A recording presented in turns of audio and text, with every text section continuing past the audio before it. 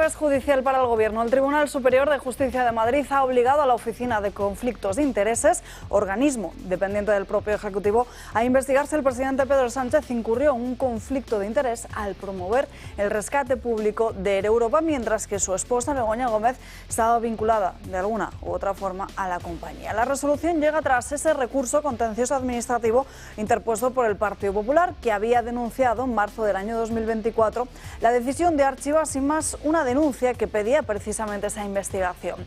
Este organismo tardó tan solo 4 días en rechazar el caso y ahora el alto tribunal madrileño da la razón a los populares y ordena lo que el Gobierno evitó: abrir un expediente para esclarecer si el presidente del Gobierno actuó correctamente en el proceso que culminó con la concesión de ayudas millonarias a una empresa con vínculos directos con su entorno familiar. Los jueces han sido muy claros: la Oficina de Conflicto de Intereses debe investigar si Sánchez favoreció desde su posición institucional a Air Europa y al resto del grupo Globalia mientras su mujer mantenía esas relaciones con la compañía. Se trata, según esta resolución judicial, de una cuestión que afecta directamente al buen uso del dinero público y también a la credibilidad del Gobierno en materia de integridad institucional. Desde Génova 13 recuerdan además que esta resolución de archivo fue anunciada por el propio Partido Socialista, no por el Gobierno, y que se hizo pública incluso antes de ser comunicada oficialmente a los propios denunciantes. Un detalle que en su opinión subraya la opacidad del proceso y el manejo partidista de una oficina que debería actuar con independencia y rigor. El caso además plantea un problema mucho más profundo: el papel de un organismo supuestamente garante de la ética pública, pero que responde orgánicamente al Ejecutivo, al que debe vigilar. Esta oficina, que debe garantizar esa separación entre lo público y lo privado, ha sido señalada por haber confundido, al menos en este caso, el interés del presidente con el interés general que debe guiar la actuación de cualquier gobierno. Una paradoja institucional que no pasa inadvertida en un contexto político ya marcado por todas las dudas que hay en torno a la transparencia. La esencia de esta decisión judicial va mucho más allá de un procedimiento administrativo. Obliga al Gobierno a afrontar una investigación sobre el posible uso indebido de fondos públicos, sobre una relación directa entre el poder político y el beneficio económico privado. Porque si se confirma que Pedro Sánchez favoreció con dinero público a una empresa que a su vez retribuyó a su esposa, estaríamos ante una conducta que compromete no solo la legalidad administrativa, sino también la confianza de los ciudadanos en sus instituciones. El caso, en cualquier caso, no está cerrado. Comienza ahora una investigación que Moncloa trató de evitar y lo hace por mandato judicial. La transparencia, por tanto, no ha sido una opción voluntaria, ha tenido que ser impuesta por los tribunales.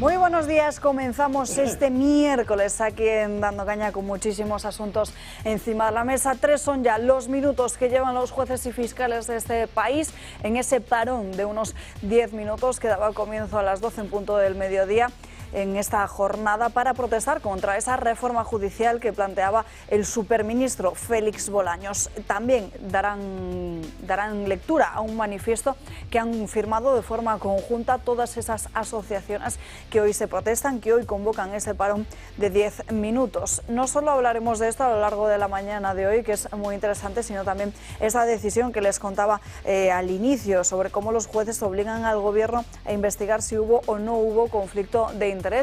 Hay muchísimas derivadas en esta cuestión y aquí una de ellas, la que criticamos también en esa mesa en este momento, que como el Partido Popular había acudido a la Oficina de Conflicto de Intereses para los días cuando ya se había rechazado esa petición de investigación, decía que era una institución dependiente del Gobierno y que por tanto ya se sabía lo que iba a suceder, que era una crítica que precisamente realizábamos aquí. Hablaremos de ello, hablaremos de todas las novedades que hay en materia de corrupción, porque en el día de ayer recordarán todos esos registros que se produjeron en torno a la trama Koldo y hoy trataremos de mostrarles todos los vínculos del Gobierno y también de Santos Cerdán, que es el número 3 del Partido Socialista, con toda esta trama de corrupción que por supuesto ha llegado esta misma mañana al Congreso de los Diputados en la sesión de control que arrancaba a las 9 en punto y que enseguida les contaremos. Antes saludamos a los invitados de hoy y comenzamos con el comentario de Josep María Francas. ¿Qué tal estás? Pues algo desanimado, porque el fin de esta pesadilla, que para muchos es tragedia, tarda demasiado en llegar. y qué vamos a hacer. Pero en fin, me solidarizo con el mundo judicial que ahora mismo está en estos 10 minutos, y para ello no se me ha ocurrido mejor idea que comentar las palabras profundas de un aprendiz de abogado, un tal Óscar López, que tiene muchos títulos, pero el de abogado o el de Derecho no, porque empezó la carrera pero no acabó. Acabó otras, ¿eh? O sea que no me quejo de su currículum, que creo que más bien es brillante, pero en ese tema habría que explicarle alguna cosa. Entonces, las declaraciones que hizo ayer, como mínimo, a mi entender, de biólogo, no de jurista, comete dos errores graves. Llamarle errores es misericordia, ¿eh? Pero le digo misericordia. Uno que confunde lo que es, y me va muy bien que esté Miguel Ángel aquí, uno que confunde lo que es una instrucción con lo que es un juicio penal. Y entonces habla de que no hay pruebas suficientes para que avalen esa instrucción y el procesamiento del fiscal general del Estado. Claro, ni falta que hace que haya pruebas. Las pruebas tendrán que ser para condenar. Para eso, por si nos escucha, le leeré una cosa muy cortita, muy cortita. Dice: la fase de instrucción es fundamentalmente una etapa de investigación activa donde se recopilan todos los elementos posibles, sean indicios o pruebas, para establecer hechos y determinar si existen fundamentos para abrir un juicio oral. Pues parece que sí que se ha abierto un juicio oral, porque había indicios suficientes para abrirlo. Y el segundo error, que también es bastante de bulto, es porque confunde lo que sería que la información ya corriera por algún sitio con que el fiscal general del Estado cayera en el envío de una documentación que no debía enviar. Y eso es bastante interesante, porque claro, la información la podía tener todo el mundo, por lo que fuera, pero lo que nunca puede hacer el fiscal general del Estado es filtrar un documento cuyos datos no tiene que tener nadie y que él sí tiene y manda, ¿no? Y para eso leeré también otro, porque es muy claro, ¿no?, lo que dice. Aunque el caso implica el traslado de un documento o filtración de una información, el delito concreto que se le imputa es el de revelación de secretos al haberse difundido datos que no debían ser divulgados y que podrían haber causado un daño particular. Entonces lo digo, pues si quiere aprender algo, y ya que pontifica tanto, en general los jueces del Supremo esto lo suelen saber mejor que los palurditos de no sé dónde. Pero si uno tiene ínfulas de gran abogado, pues él sabrá, pero ha metido la pata, bueno, bastante más profundamente de lo que yo he dicho yo. Iba a decir felicidades, Óscar López, pero prefiero felicitar a los jueces, abogados, fiscales, etcétera, que se están planteando ahora, que están precisamente haciendo un plante al Gobierno y al Ministro de Justicia, que vaya vergüenza de personajes. Nos acompaña también en esta mesa Arturo Moreno. Muy buenos Hola, días. ¿qué tal, Alba? Buenos días también a Miguel Ángel Durán. ¿Qué Muy tal? buenos Y días. en último lugar saludamos en esta mesa a Alejandra Nuño. Bienvenida. Buenos días. Pues empezamos, si les parece, repasando lo que ha sucedido esta misma mañana en la sesión de control al Gobierno. Suman ya con el de hoy, si no me equivoco, 44 días que lleva el presidente del Gobierno, Pedro Sánchez, sin comparecer ante los medios de comunicación, permitiendo, eso sí, de forma clara, preguntas de los compañeros, porque comparecer sí que comparecen, lo que él venía a llamar en otras épocas en las que, por supuesto, no estaba en el Palacio de la Moncloa, sino que era el presidente del Gobierno, Mariano Rajoy, venía a llamar a los presidentes comparecencias plasma, ¿no?, si no me equivoco. En fin, esta mañana sí que hemos visto a Pedro Sánchez en la Cámara Baja después de participar en el día de ayer en Netflix. Fíjense lo que se mezcla la realidad con la ciencia ficción en nuestro país en estos días. Acudía a la Cámara Baja con ese semblante sonriente en un momento en el que los casos de corrupción y las diferentes investigaciones judiciales se están apretando, que es precisamente la cuestión que le echaba en cara a Alberto Núñez Feijóo esta misma mañana en su intervención. Ordenad a los que justifiquen el procesamiento del fiscal general del Estado llamando prevaricador al Tribunal Supremo. La situación del fiscal general es inédita en democracia. No puede perseguir delitos quien presuntamente los ha cometido. ¿Va a cesar al fiscal general del Estado o considera, como su ministro de Transportes, que el Tribunal Supremo trabaja para mí? Este Gobierno, entre fiscales que persiguen a delincuentes y delincuentes, siempre estará con los fiscales que persiguen a esos delincuentes. España se merece un presidente del Gobierno que gobierne, no una persona que se tire 4 años como usted enfurruñado por no serlo. Usted está alterando la convivencia. Usted está debilitando la separación de poderes. Usted no puede controlar la justicia, por eso quiere destruirla. Es usted un verdadero peligro para la democracia. Ha vuelto a salir el señor Cerdán ayer en los papeles de investigación de la UCO. ¿Le avala o no le avala? Segunda pregunta, señor Sánchez. Muchas gracias. El señor Feijóo dice que soy un capo, con el álbum de fotos que tiene. El señor Feijóo habla de corrupción cuando se puso al frente del Partido Popular para tapar la corrupción de la señora Ayuso. Bueno, la foto familiar de Sánchez en Navidad también es un espectáculo, pero en fin. Luego hablaremos de la cuestión del fiscal general del Estado, que ya ha sacado también el propio Josep María Francas, pero antes nos fijamos en Santos Cerdán, en la trama Koldo y en todas esas posibles empresas y en los lugares que habrían sido beneficiados directamente por el gobierno. La UCO continúa la búsqueda de documentación relacionada con el caso Koldo, supuestas adjudicaciones irregulares de obra pública. Santos Cerdán, actual secretario de organización del PSOE, es una de las piezas clave en la que se fijan los investigadores. El empresario Víctor Aldama afirmó que Cerdán recibió 15.000 euros en un sobre en un bar cercano de Ferraz. La cantidad, según el comisionista de la trama, tenía relación con la gestión de las adjudicaciones de obra civil del cupo vasco, del que Cerdán presuntamente era responsable. El socialista, ante las acusaciones, dijo que al ser diputado de Navarra se interesaba por las obras de la zona y extendía además su interés por otros lugares de España. En los documentos presentados por Aldama se podía ver las obras públicas que estaban preadjudicadas o en previsión de conseguirse, y sus respectivos adjudicatarios habían acordado el pago de comisiones. Los documentos, según Aldama, salían del equipo de Ábalos. La pista de Cerdán lleva al juez a investigar obras de Acciona y empresas de Vizcaya y Navarra, además de Valencia, Granada y Madrid. Los investigadores han localizado mensajes y grabaciones en un dispositivo de Koldo García, que implican a José Luis Ábalos y a Santos Cerdán en presuntos amaños de adjudicaciones públicas. Una de las empresas es Servinavar 2000 SL. Su administrador, Joseba Anxón Alonso Egurrola, se reunió 4 veces con María Chivite entre julio de 2020 y septiembre del 2021.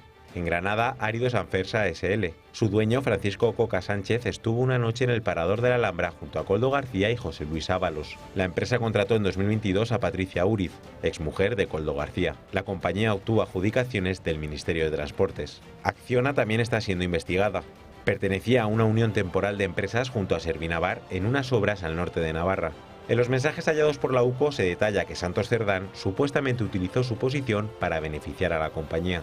La UCO centra el foco en el Partido Socialista y en miembros del gobierno de Pedro Sánchez. Pues estas son las principales novedades de las que se está hablando en este día y que, claro, que estaríamos viendo un secretario general más del Partido Socialista salpicado o manchado por la corrupción. Sí, quizá tomando un poco de perspectiva sobre los hechos, es decir, porque esto es un entramado, no es una trama de intereses que está asediando la democracia.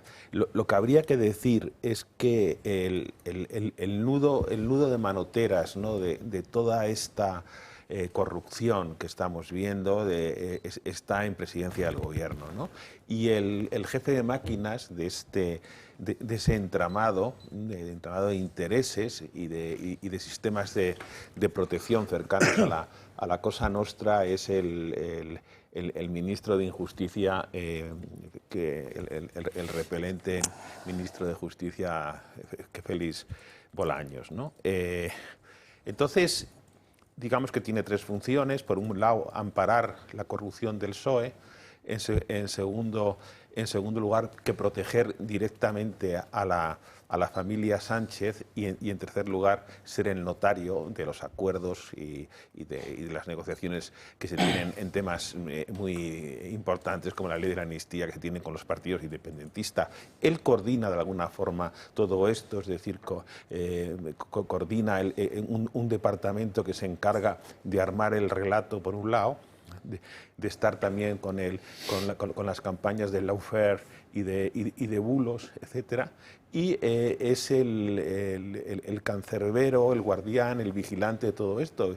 Con el problema que hay con el tema de la vivienda, es verdaderamente curioso que se haya hecho un chalet adosado a la Moncloa, que es un búnker, perdón, al muro que ha levantado Sánchez, un chalet adosado que es el búnker, y ahí está como vigilante o como guardián de las de las esencias y de la protección del Partido Socialista, ¿no? Entonces, yo creo que al final lo que estamos es realmente en manos de una secta, yo diría que diabólica o satánica, no sé muy bien si, o sea, que desde luego que no harían ningún tipo de menoscabo a una película de Tarantino, ¿no?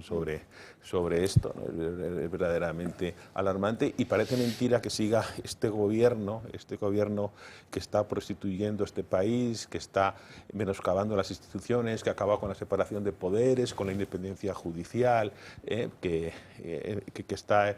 ¿De quién es esto? De Ernesto, ¿no? Es decir, es una pena que no se llame en vez de Pedro Ernesto, ¿no? Pero vamos, que es una situación verdaderamente lamentable y difícil de cambiar, porque yo creo que el principal problema es que la democracia, hay una frase muy famosa de Azaña en el año 31 en las Cortes Constituyentes en octubre que dijo que España había dejado de ser católica. Bueno, pues yo tengo mis dudas si España ha dejado de ser una democracia, lo digo sinceramente, ¿no? Porque el sistema de petición de responsabilidades o de asunción de responsabilidades está absolutamente obturado y un sistema político que no depura sus responsabilidades en su interior, que pierde el marchamo de ejemplaridad, bueno, pues una de ejemplaridad y de utilidad también y de respeto de la gente hacia esa institución, ¿no? Y esa parte sí, es desde luego la más preocupante, ya, porque no solo con las actuaciones políticas, sino también con ese ataque furibundo, Alejandra, que se está incluso realizando a la propia justicia, con este caso de corrupción, también con el del fiscal general del Estado. Al final hay un señalamiento constante por parte de Moncloa hacia nuestros jueces. Bueno, hablábamos al principio, se ha introducido el tema, ¿no?, bajo la palabra novedades, y yo creo que de novedades poco, porque esto son profundidades. O sea, lo que asistimos diariamente es a profundidad, ¿no? Es como una madeja que vas tirando del hilo y va saliendo más, es como una mancha de aceite, ¿no? Eso a mí me deja perpleja. Y esto, entonces, ¿cómo cala en la sociedad, en efecto? O sea, cómo cala, porque es inaudito, ¿no?, el tono, cómo se ha ido viralizando, las dos Vs, ¿no?, la viralización y la veracidad con la que se está hablando. O sea, escuchar ayer a Pilar Alegría o posteriormente a Patxi López, que cuesta mucho recordar que este señor era lehendakari en su día, el lenguaje, el tono, y es trememundo. Y esto, en efecto, llegamos ya no solo a poner en duda el estado de democracia, pero sobre todo la confianza y cómo va impactando en la sociedad y en la gente joven. A mí eso me tiene verdaderamente muy preocupada y creo que ellos son expertos en esta AMPA y en esta cultura que ponen todos los días de forma virulenta encima de la mesa y que bueno, pues que aterroriza a la gente joven y a toda la sociedad, y que no deja de ser una fórmula mágica de fragmentación, de cohesión social. Miguel Ángel. Bien, a ver, que yo lo que creo es que la ciudadanía tiene que darse cuenta de que presuntamente tenemos una organización criminal incrustada en un partido, en el Partido Socialista, iba a decir obrero y iba a decir también español, pero yo creo que eso está más bien en duda. También lo tenemos incrustado en las principales piezas del organigrama o del Consejo de Ministros y en las familias del presidente del Gobierno y de los adláteres de los miembros del famoso Peugeot en el que viajaban Santos Cerdán, Ábalos, Koldo y el presidente del Gobierno. Desde ese punto de vista yo creo que ciertamente creo que él va a intentar, don Pedro Sánchez va a intentar aguantar hasta el final, porque sabe que si no aguanta en la presidencia de gobierno está perdido. Se tiene que marchar a un país en el que probablemente no exista convenio de extradición. En relación con las alusiones que ha realizado don Josep María a don Óscar López, yo es que creo que don Óscar López no se cree absolutamente nada de lo que dice. Y además yo pienso que transmite una imagen que realmente nos evidencia que es una de las personas más, a mi juicio, con más maldad, más soberbia y más cinismo de la política actual en España, solo comparable con el diámetro de su cabeza, Y lo digo yo porque yo también tengo un buen cabezón y por eso lo hablo con legitimidad respecto a la dimensión de la cabeza de este hombre. Es que es realmente alguien que cada vez que aparece en pantalla transmite esa maldad, ese cinismo, esa poca credibilidad. De hecho, está ya dando por vencida a la señora Ayuso. Dice que él va a gobernar Madrid en el 2027. Es que eso no se lo cree ni él. Y es más, yo pongo en duda incluso que llegue a ser el candidato al final, porque como acaben apareciendo las verdaderas conexiones desde Moncloa a Fiscalía... Como diría Ayuso, va para adelante, ¿no? Va para adelante, es decir, él no sé si va para adelante en ese procedimiento, probablemente ya no, pero igual se habrá algún otro procedimiento por lo que él haya tenido que ver con esas filtraciones. Y con esto, pues nada, tenemos un país fantástico. Sí, bestial, ¿no? Yo esta mañana es que, no sé por qué afán masoquista he visto la sesión de control casi entera, antes de salir de casa. Todos los miércoles te pasa lo mismo, ¿eh? Sí, no, alguna vez, creo que la última semana vi muy poco. Yo creo que eso es vicio. Pero hoy la he visto entera porque además he puesto 24 horas, que es el sitio donde no te cortan, ni te sale un experto a comentar mientras habla el PP o así, porque en otras cadenas suele pasar que cuando habla el PSOE se oye, cuando habla Sánchez, y cuando habla del PP o de Vox sale el experto a comentar otras más tantas estupideces como ha dicho el presidente. Claro, el argumentario da pena, hay que reconocer que da pena. Pero la imagen que más daño me ha, porque me ha hecho daño, porque conozco a algunos, es la imagen de cuando ha acabado Pedro Sánchez, de todos los de atrás aplaudiendo. Entonces yo no entiendo que aplauden, porque insisto que algunos los conozco. Entonces, ¿qué aplauden? ¿La porquería? ¿Aplauden la mentira? ¿Qué aplauden? ¿O aplauden el sueldo? A ver si van por ahí los tiros. O igual no lo sé. Se ponen nerviosos. El otro día veía una serie, Francas, en la que decía, no sé a quién se le ocurrió hacer esto de que haya pues hombres que se intenten controlar un toro subiéndose a él, en fin. Y decía, el otro le decía, a mí no me preocupa el primero, me preocupa que hubiera un segundo que se decidiera también a hacerlo. Pues no, esto es un poco lo... Pues eso también es verdad. Y entonces, y cuando voy a la oposición, analizándolos hoy, digo, es que todos han dicho lo que tenían que decir, o sea, no... Hombre, Cuca Gamarra probablemente era más floja, pero eso va de suyo, porque la gente da lo que da, ¿no? Por ejemplo, a mí de las intervenciones que me ha gustado más Pepe Millán, que normalmente no las suelo seguir, pero hoy me ha parecido... Porque además, una cosa que no acabo de entender por qué Feijóo juega eso, que es a leer, no acabo de entender. Porque se nota muy falso casi todo. Curiosamente, no, ha dicho cosas bien, pero el problema es, una vez habéis dicho todo esto, ya está dicho, el otro os ha dicho que os zulzan, más o menos, ¿qué? ¿Ahora qué? No, ahora cada uno a su casa y la semana que viene no, porque ya no hay sesión de control hasta creo que septiembre. Entonces, con una oposición así, no tenemos ningún futuro. Porque si se trata de decir, oye, aquí decimos Arturo y luego cosas, Alejandra. Sí, claro, este gobierno, si verdaderamente refuerza sus robustos atributos delictivos, ¿no? con las nuevas actividades, el nuevo conocimiento de datos y de hechos que está teniendo lugar y que vamos conociendo, pues y que además se manifiestan en cosas como una empatía muy clara con la autocracia, con el liberalismo, con la falta de convicciones democráticas, etcétera. A mí me preocupa que un ecosistema delictivo al final que produzca un efecto llamada, ¿no? Y entonces ya, es decir, oye, que se corra la voz de que España es un ecosistema delictivo amparado por el gobierno y aquí se plante toda la delincuencia internacional si no está ya, porque desde luego en este momento tenemos una ventaja competitiva que muy clara, ¿no? Es decir, el comportamiento cobarde y mediocre de este gobierno y el alto sentido de la injusticia, ¿no? que tienen, ¿no?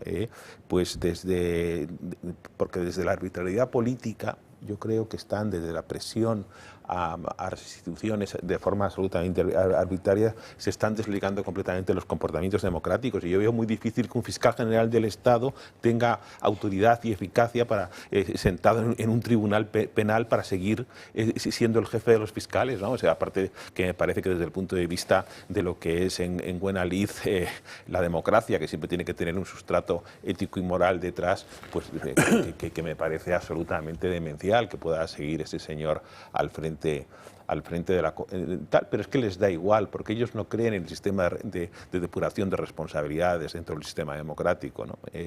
A ellos les da igual, están en otra batalla, que es una batalla exclusivamente por el poder y una batalla por la antipolítica. Es decir, nosotros que somos los de Villagarcía de arriba, que vamos contra los de Villagarcía de abajo, ¿no? que son los del PP o Vox, ¿no? Y entonces da igual, es decir, agrupamos de alguna forma las fuerzas o las personas que nos apoyan en torno al odio que sentimos por el otro, ¿no? Y entonces, bueno, pues que no se puede esperar nada de estos señores. Nada, pues brevemente, me encantan las dos opiniones porque pone encima de la mesa una reflexión sobre el uso del espacio público. Y eso incluso lo vemos también a nivel de empresa. O sea, todavía esta semana en un evento de pues diferentes ámbitos institucionales en el Congreso, y os digo de verdad que es que dices, ¿para qué venimos a estos eventos? Si es que al final estamos aquí 40 minutos escuchando el uno contra el otro contra el uno. Es agotador. O sea, nadie habla de un proyecto país. Nadie habla de soluciones que verdaderamente nos interesan a los ciudadanos, a los pensionistas, a los padres y madres que tenemos hijos que están a punto de entrar a la universidad. No sé, o sea, ¿de qué estamos hablando aquí? Entonces, a mí me parece tremendo la violencia constante y la vergüenza que sentimos y cómo se van pasando la bola, ¿no? Empieza Pilar Alegría, sigue el otro, o Puente desde el Twitter, menos mal que estamos de... Menos mal que está de baja por paternidad, que estamos de baja, ¿no? Pero ¿cuál es el uso público que hace la oposición y para qué están los debates? Y eso tenemos que ponerlo encima de la mesa. Totalmente, Francas. Sí, no, yo suelo escuchar el gato cuando voy viniendo por aquí, ahora de 10 a 12. Cuando decides no ser masoquista. Cuando decido no ser masoquista, sí. Y, bueno, un poco sí porque voy en la Renfe. Uy. Entonces, no sabes si tienes luz, si no, no si sé tienes cómo aire acabará, acondicionado. pero digo, bueno, al menos... el otro día me metí en un tren que directamente me trasladé al desierto. Así, ¿eh? ¿Y qué tal? Estaba fenomenal. Sí. Y es ironía, el cartel. No, es alucinante, pero claro... Iba a preguntar si era el que tenías que coger, porque yo una vez me metí en uno que no era. Sí, era el que tenía que coger. Mi consuelo es que me voy escuchando los gatos y me da igual que me eleven a un sitio, que me eleven a otro. Hombre, al final quiero llegar aquí, ¿no? Pero Miguel Ángel Quintana Paz hacía más o menos la misma elucubración que ha hecho Arturo. Es decir, pero fundamentalmente él la hacía también del PSOE, ¿no? Que es que están en otra batalla. O sea, es otra mentalidad, con lo cual, si no entramos en su mentalidad, es otra cosa. O sea, y lo triste, y voy a ahorrar, porque ya lo ha discursado él, voy a ahorrar profundizar en esto, sino ver lo que pasa. Es decir, estar en una batalla donde lo institucional no cuenta nada. Y entonces te encuentras enfrente a un señor que es Feijóo, donde lo institucional cuenta todo. Y entonces dices, pero tío, ¿qué juegas? O sea, yo el otro día vi un partido de España contra Italia, ¿puede ser? ¿No contra quién era? Contra Portugal. Sí. Imaginaros que los portugueses empiezan a jugar con las manos y los pies. Y entonces España se empeña en seguir jugando con los pies, sí, el fair play, y protestar un poco al árbitro diciendo, oiga, que esto, y haremos un recurso cuando acabe el partido. Dices, pues vas bien, chaval. Es decir, el que se ha cargado el partido, el que se ha cargado las reglas del fútbol, el que se ha cargado la institucionalidad, no es el que responde a la falta de institucionalidad, es el que lo ha hecho antes. Entonces, con ese planteamiento no tenemos ningún futuro. Ayer por la tarde, por ejemplo, que eso yo lo he visto a 1 hora de la mañana, que no diré que debían ser las 3 y pico, 4 o más tarde, estaba con Javier Horcajo, estaba Javier Borrego, ¿vale? El que fue... Sí. Y entonces, no sé exactamente a raíz de qué hablaban bueno, sí, del tema de la amnistía y tal, y a Javier Horcajo le preguntaba a Borrego, le decía... Claro, lo que puede ocurrir es que... Estáis mezclando muchos temas ya, no, pero verás la cosa. El Tribunal Europeo ha dicho A, el Constitucional va a tirar por la vía de B, ¿y qué se puede hacer? Porque el Constitucional va a hacer lo que le dé la gana, diga lo que diga Europa. Y Javier Borrego decía una cosa que aquí comentó un día, que es si no hay quórum, no hay decisión. Y si os acordáis, si no hay quórum de los 4 o 5 del PP, no hay decisión. va a haber quórum porque alguien les ha dicho que lo institucional es más importante que el producto. Estamos en el mismo error. Y de aquí nos vamos a la primera, iba a decir la última, no, la primera pausa de publicidad del día de hoy, pero son apenas 2 minutos y a la vuelta nos metemos de lleno en el fiscal general del Estado y en otras cuestiones. Pero antes de esta breve pausa, fíjense, Santos Cerdán, que dice que no teme nada. Yo no tengo ningún miedo. No tengo nada que defenderme, además, no sé qué es lo que puede haber. ¿Usted no ha participado en ninguna adjudicación ilegal? En ninguna. Bueno, eso mismo dijeron otros también y luego vimos lo que algunos sospechaban y que la justicia confirma. Pausa para la publicidad, enseguida volvemos. 7 millones de personas viven en nuestro país con artrosis, una enfermedad degenerativa que va desgastando el cartílago de las articulaciones, produciendo dolor e inflamación. Aunque es una patología que no tiene cura, existen 3 tratamientos muy novedosos para tratar sobre todo el dolor que es tan incapacitante. Uno de ellos son los guantes de Relax Quanti Nanotex. En sesiones de 20 minutos ofrece los tratamientos más innovadores recomendados por los reumatólogos para las personas con artrosis de manos sin tener que moveros de casa. Para los que lo tenéis localizada en la rodilla, la solución es la rodillera, que utiliza ondas de radiofrecuencia que genera el calor y disminuye el dolor, permitiendo recuperar la movilidad. Y por último, este cinturón para aliviar el dolor en la zona dorsal y lumbar, gracias a una combinación de láser dual, infrarrojos, calor local y masaje por vibración. No lo dudes, llama al 900-730-122 y di adiós al dolor de manos, rodilla y ahora también de la zona lumbar.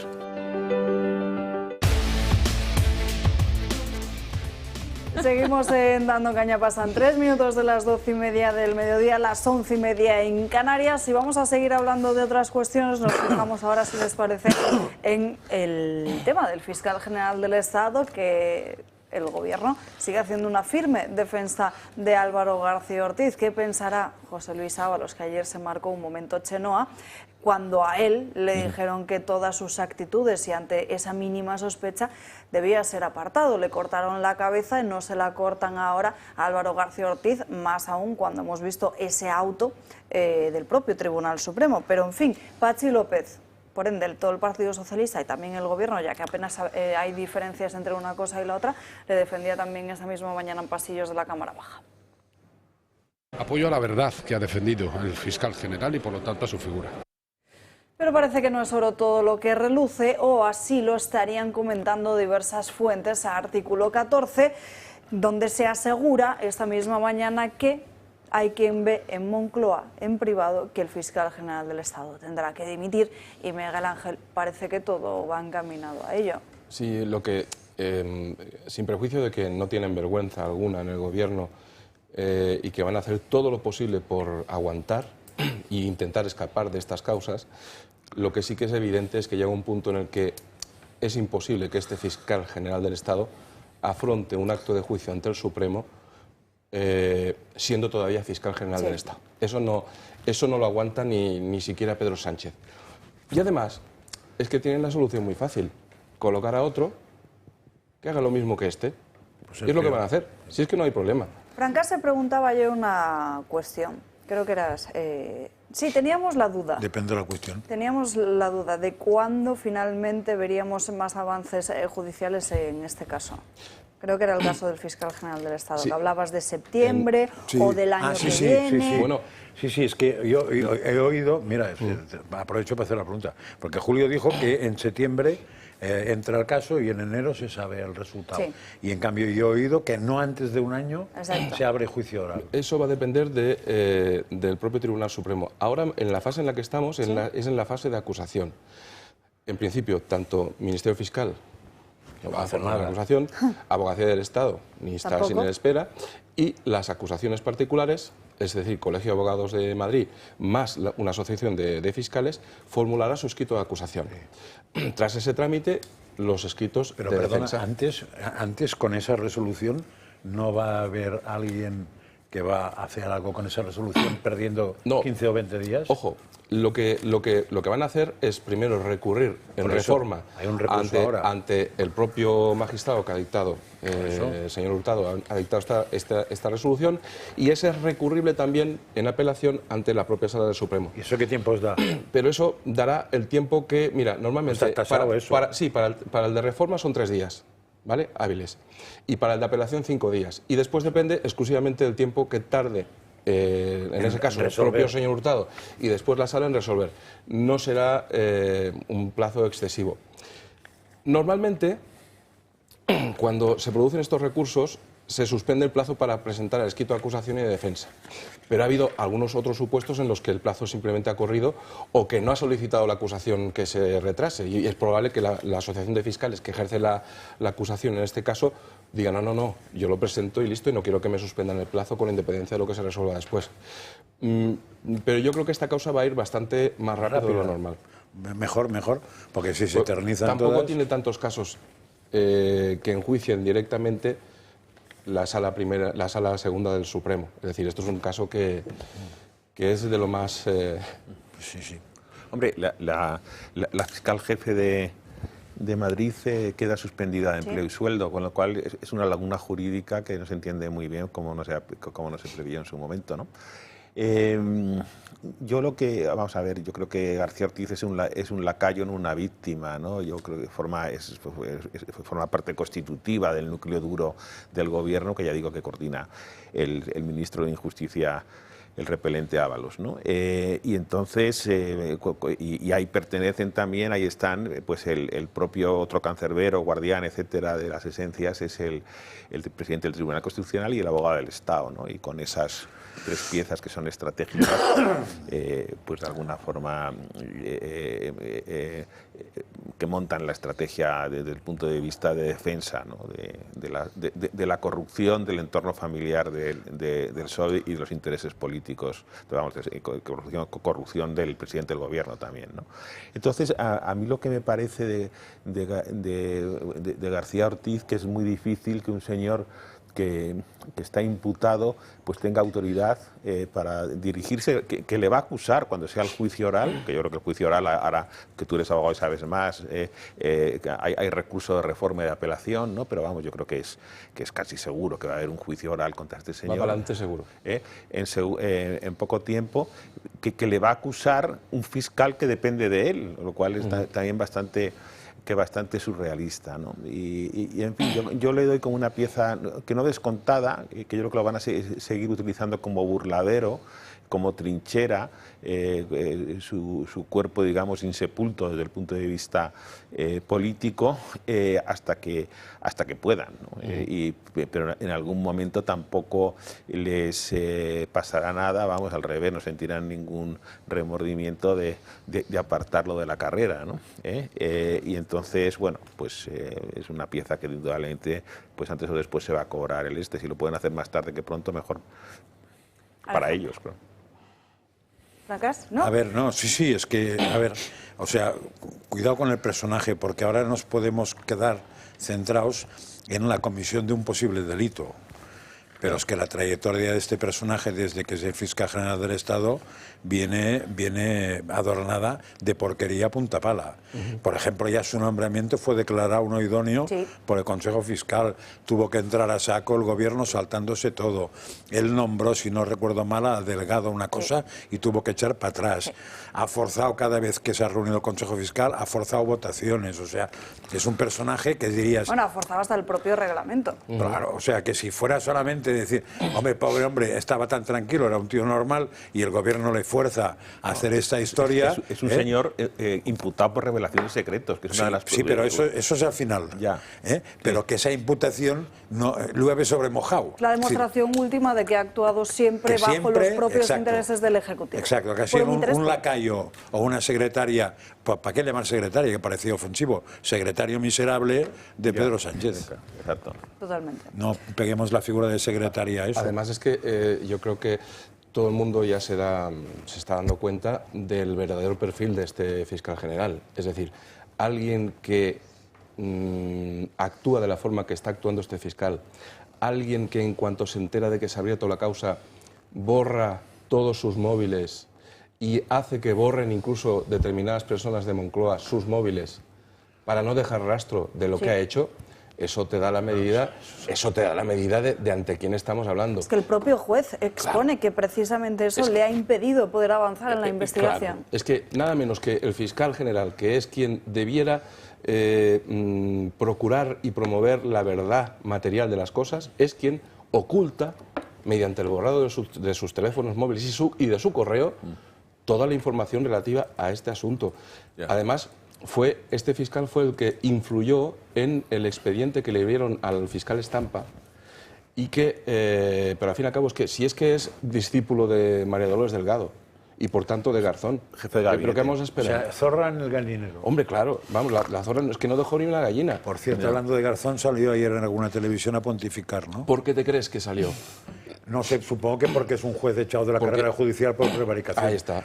Vamos a cambiar de asunto, vamos a dejar al fiscal general del Estado tranquilo, aunque vemos que todos los temas de los que estamos hablando tienen relación entre sí y todos apuntan en una misma dirección. Pero en fin, los jueces, el Tribunal Superior de Justicia de Madrid, se lo contaba al inicio de este programa, que ha ordenado investigar si hay o no, si hubo o no hubo un conflicto de intereses con Pedro Sánchez en ese rescate, en el famoso rescate a Air Europa. En aquel momento el Partido Popular pidió a la Oficina de Intereses que investigase precisamente esta cuestión. En apenas unos 4 días rechazó que se investigase, dando carpetazo al asunto. En ese momento, desde aquí fuimos muy críticos con Génova 13, porque rápidamente lo que se dijo desde el Partido Popular es que, claro, que iba a decir esta oficina que depende directamente del propio Ejecutivo. Sin embargo, presentaron un recurso que resuelve ahora de forma favorable la justicia. Esta investigación se va a producir, supone, Miguel Ángel, un nuevo varapalo a Pedro Sánchez. Sí. Es un varapalo a Pedro Sánchez, pero yo creo que es como no le preocupa lo más mínimo.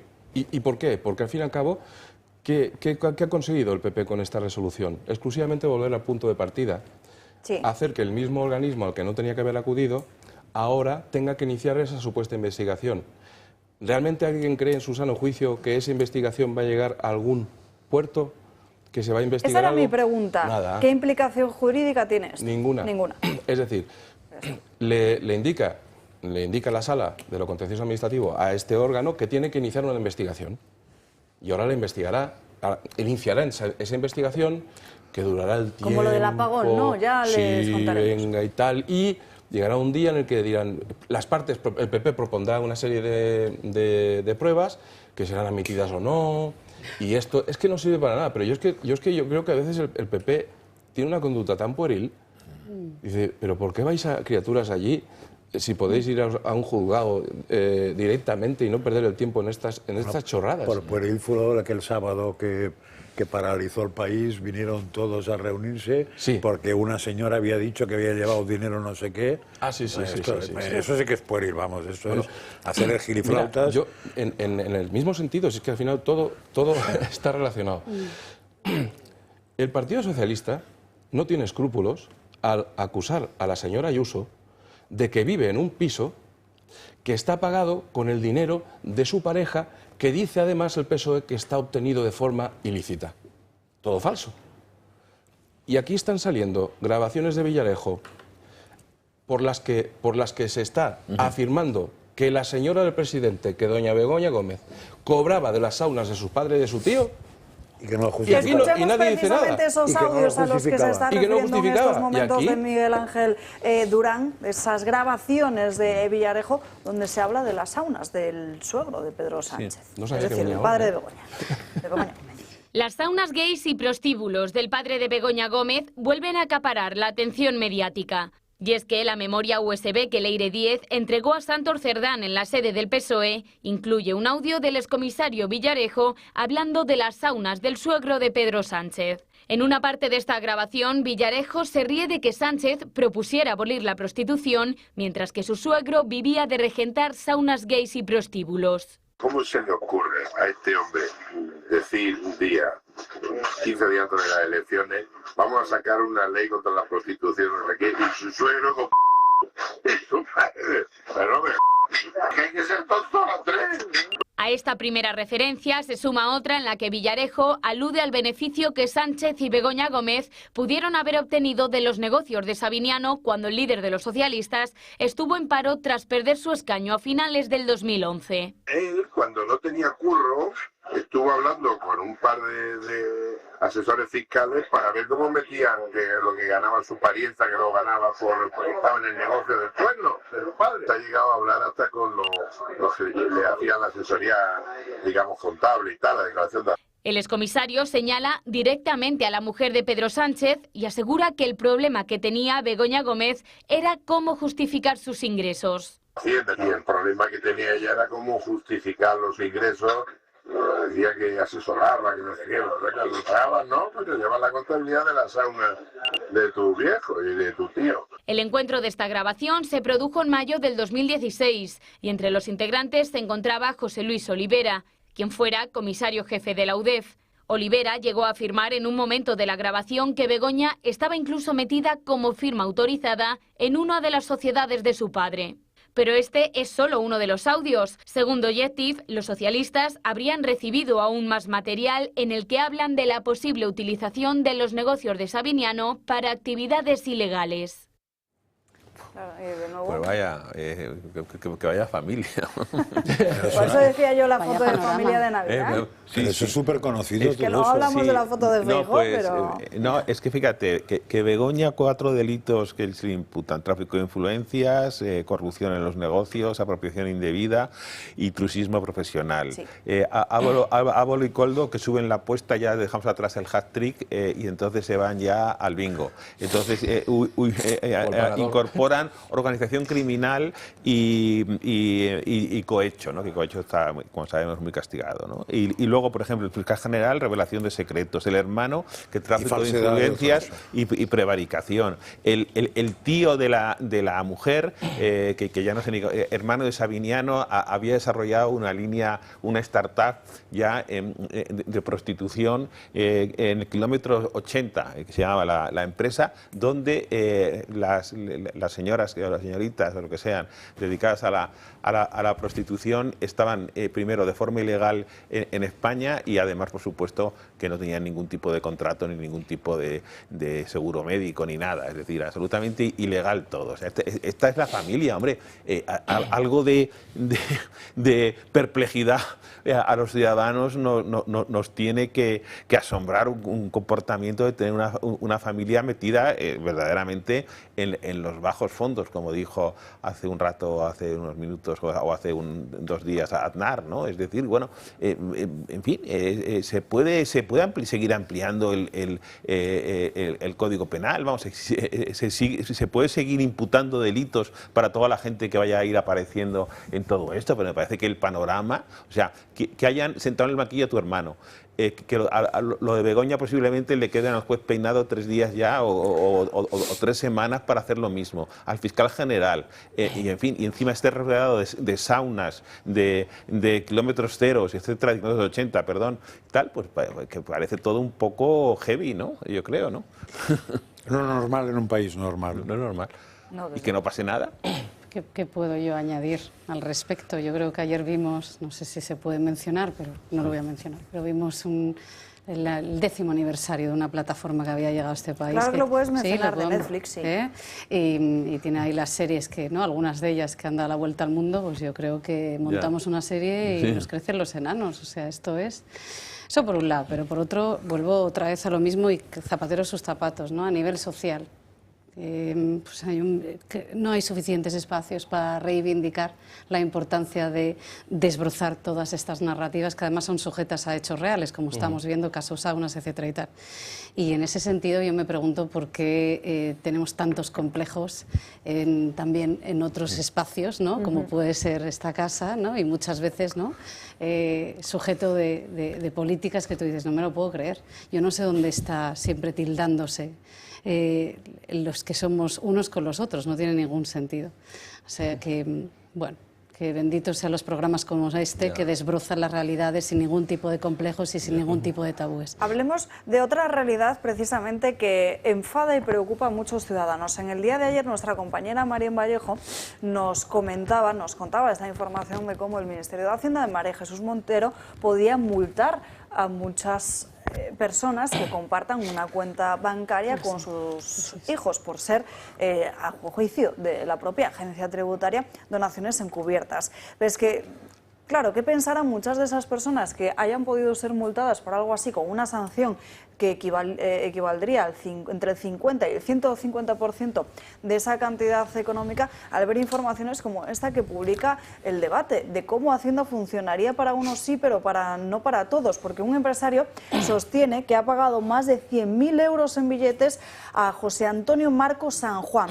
Este hombre es el presidente del Tribunal Económico Administrativo Central, que es un organismo dependiente a su vez de María Jesús Montero. El Debate ha accedido a un amplio reguero de pruebas documentales que acreditan que este individuo ha recibido este dinero en varias entregas a cambio de así dar la razón al empresario en todos aquellos recursos que ha presentado ante el tribunal que preside, y evitando de esta manera que la agencia tributaria ingresase varios millones de euros. En otras palabras, que Hacienda habría sido sobornada para así poder evitar ciertos pagos de multas, mientras que denunciamos en muchas ocasiones el expolio fiscal, o como muchos ciudadanos se ven sometidos a una declaración paralela o una investigación por parte de Hacienda, que no pueden recurrir, Miguel Ángel, porque en muchas ocasiones no tienen recursos para hacerlo. Correcto. O porque muchos de ellos no conocen que 8 de cada 10 que acuden finalmente a una vía judicial acaban precisamente ganándole la batalla. Sí, en este país tenemos un serio problema que en primer lugar es normativo. Tenemos una normativa fiscal que en absoluto es clara. Es decir, es una normativa que es objeto de diversas interpretaciones, no te dejan claras cuáles son las reglas del juego, qué impuestos debes pagar o no, de forma y manera que además el juego establecido entre Hacienda y el contribuyente es que Hacienda deja que el contribuyente haga las cosas mal, le deja que durante 3 o 4 años el contribuyente piense que lo está haciendo bien, y después coge Hacienda y te llama. Y entonces te revisan todo y te aplican la interpretación que Hacienda considera que es la que debe aplicarse. Esto conlleva que muchísimos autónomos y pequeñas y medianas empresas cierren, que muchísimos empresarios autónomos lleguen a la muerte civil, a perderlo absolutamente todo. Y el problema está además en que una vez sufres una inspección, una comprobación y tienes que recurrir, o avalas, o pagas, o te van a embargar en todo caso. Claro. Entonces la cuestión está en que es un sistema perverso, porque además un inspector de Hacienda levanta un acta y establece que tienes que pagar un importe determinado, y sobre esos importes cobra unas comisiones. Pero ocurre que si después tú ganas, no le descuentan esa comisión, claro, por haberlo hecho mal, sino que la cobra en todo caso, con lo cual el sistema es perverso.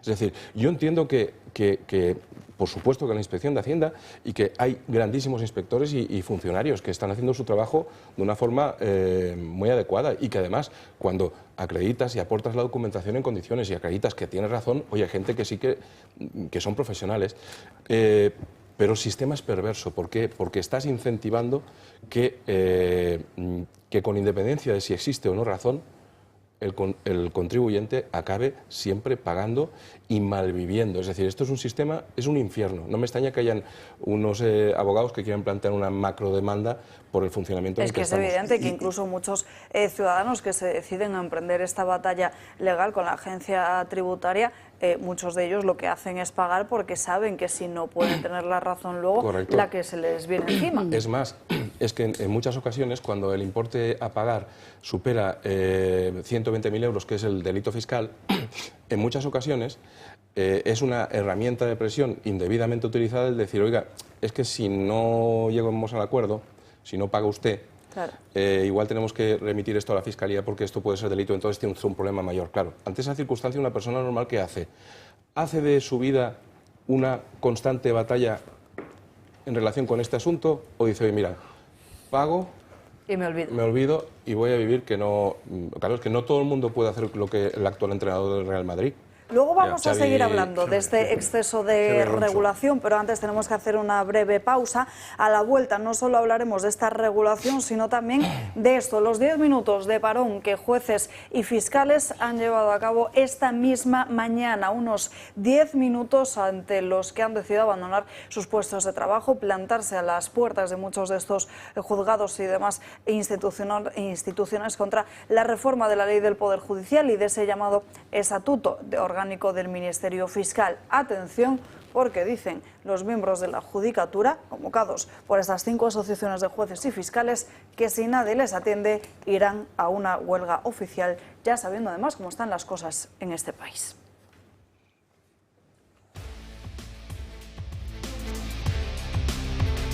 Y hoy quiero compartir con ustedes algo muy especial. García Bayano, carne de membrillo artesanal, hecha con todo el cuidado y la tradición. Pero García Bayano no es solo un producto, es también una filosofía de vida. Es apostar por una alimentación saludable, por mantenernos activos física y mentalmente, siempre buscando el bienestar y la vitalidad. Gracias a sus nutrientes y vitaminas, García Bayano les brinda salud y energía para que vivan con más vitalidad cada día. ¿Y qué es lo que significa vivir con salud y vitalidad? Pues es disfrutar plenamente de cada momento, sentirse bien y llenos de energía. Den salud y vitalidad a su vida con García Bayano.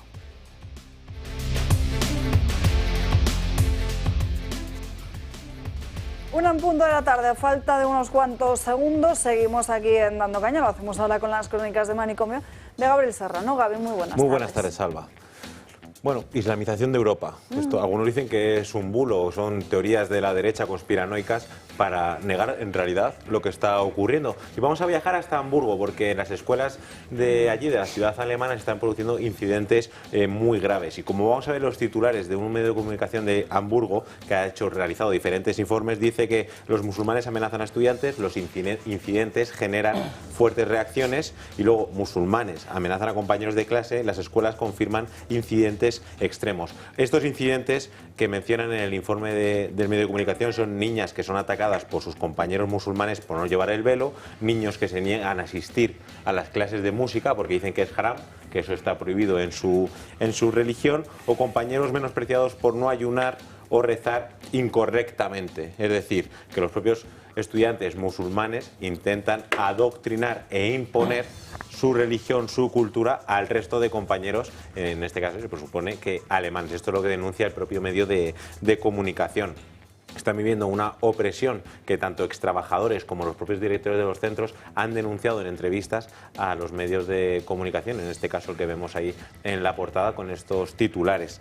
Claro, todos estos hechos pues pueden constituir básicamente el faltar a la democracia, ¿no? A la imposición, a la opresión, al sometimiento por parte de diferentes alumnos. Muchas profesoras han denunciado que durante las clases, y ya no están en el propio centro, tenían que sufrir insultos, vejaciones y sobre todo cómo les menospreciaban en público. Y muchas veces denunciaban estos hechos a la propia dirección del colegio y a las propias autoridades y seguía como estaba la situación, no cambiaba y el rumbo seguía lo mismo, había una imposición por parte de estos musulmanes.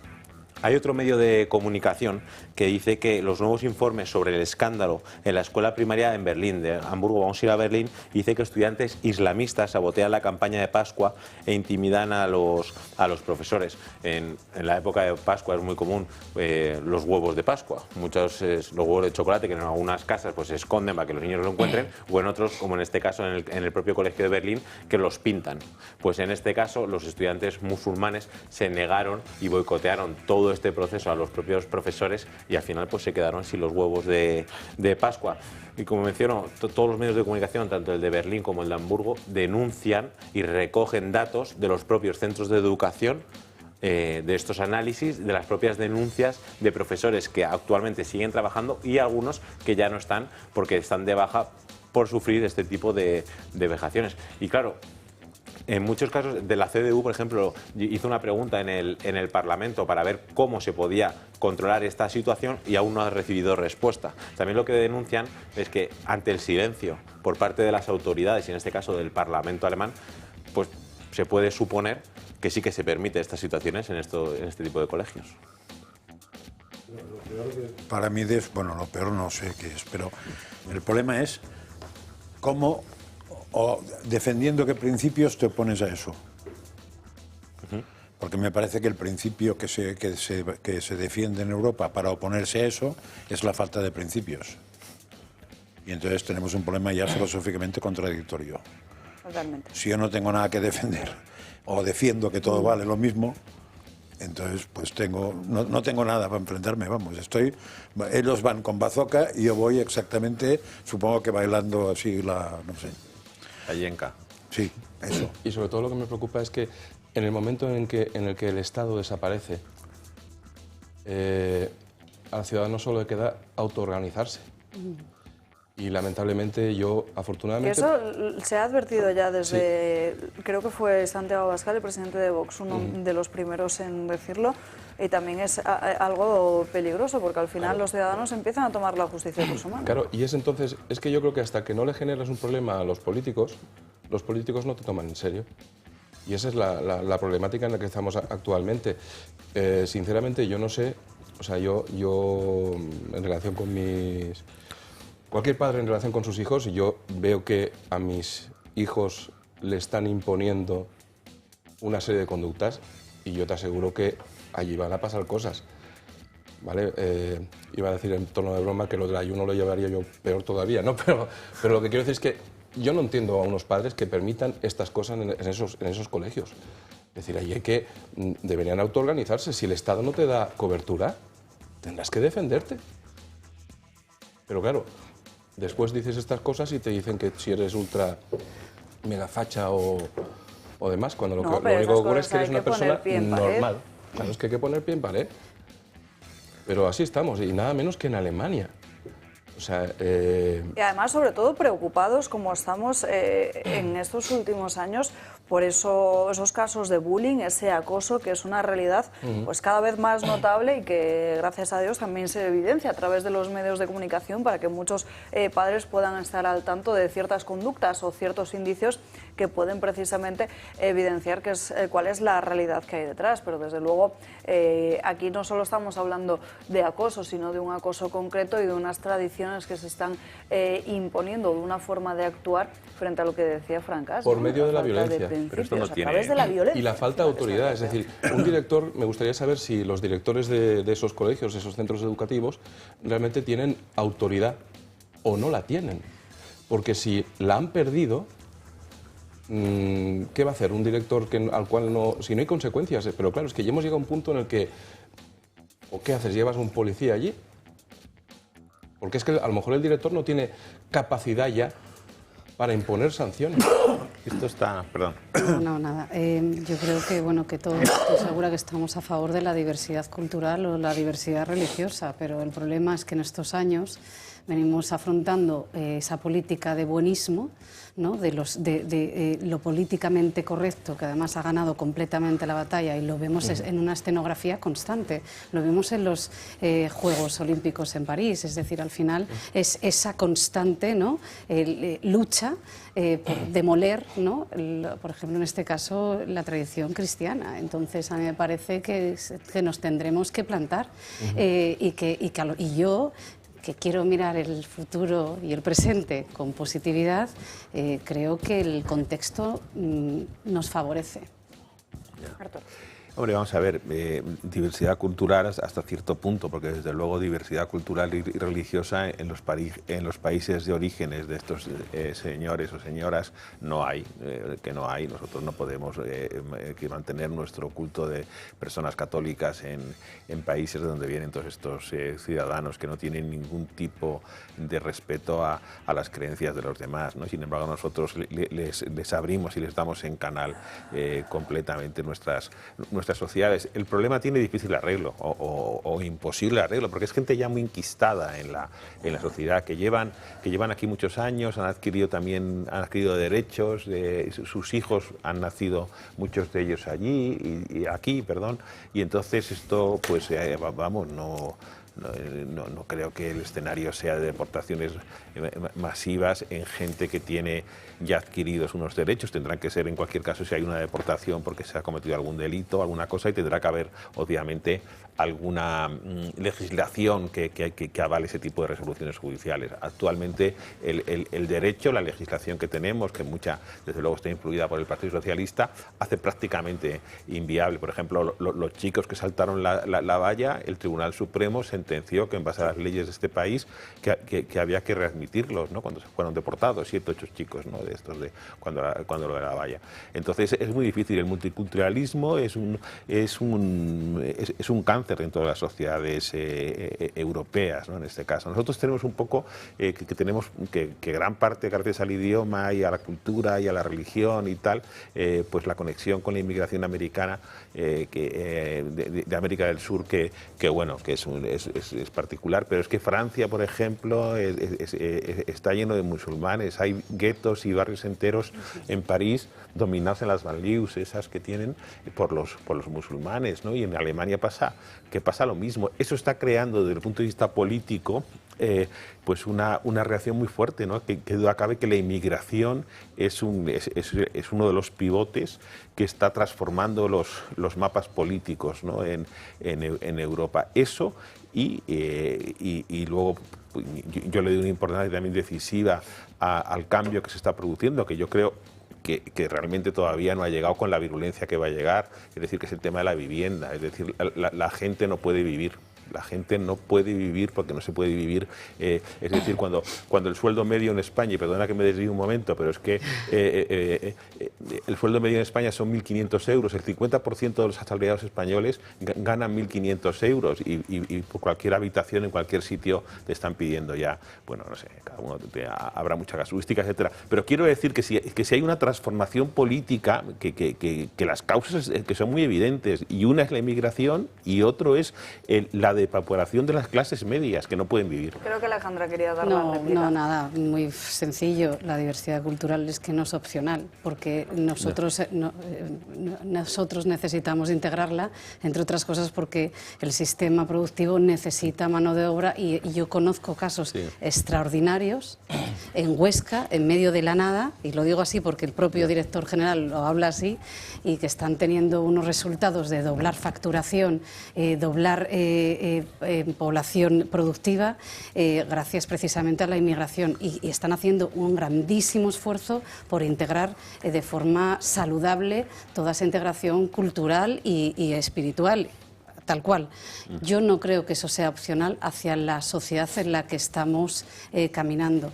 Pero sí es verdad que ha sido a base de, bueno, pues siempre de ceder el espacio de este buenismo, y que todavía lo vemos el domingo en la manifestación, y que él comentaba hace un segundo que tenemos que poner encima de la mesa relatos mucho más contundentes, y que para qué, ¿no?, venimos hablando, para qué estamos usando ese espacio público, y que es una batalla que tenemos que trabajar todos en ella, de ir desbrozando el bien y el mal, que parece que el bien siempre está en manos de unos y no de otros. O sea, que batalla diversidad cultural sí, saludable, no sé si es opcional, y que en nuestro campo está la lucha por ese relato con realidades. Bueno, pero aquí también es cierto que tendríamos que ir a la discusión de siempre, a la de profundizar un poco más, fijarnos el tipo de inmigrante, si ha accedido de forma legal o no, si viene a trabajar o no, si cae o no cae en la delincuencia, y si viene precisamente a eso, a integrarse o a imponerse. Sí, creo que es lo fundamental. Hay el primer ministro canadiense, una locución que dio anteayer,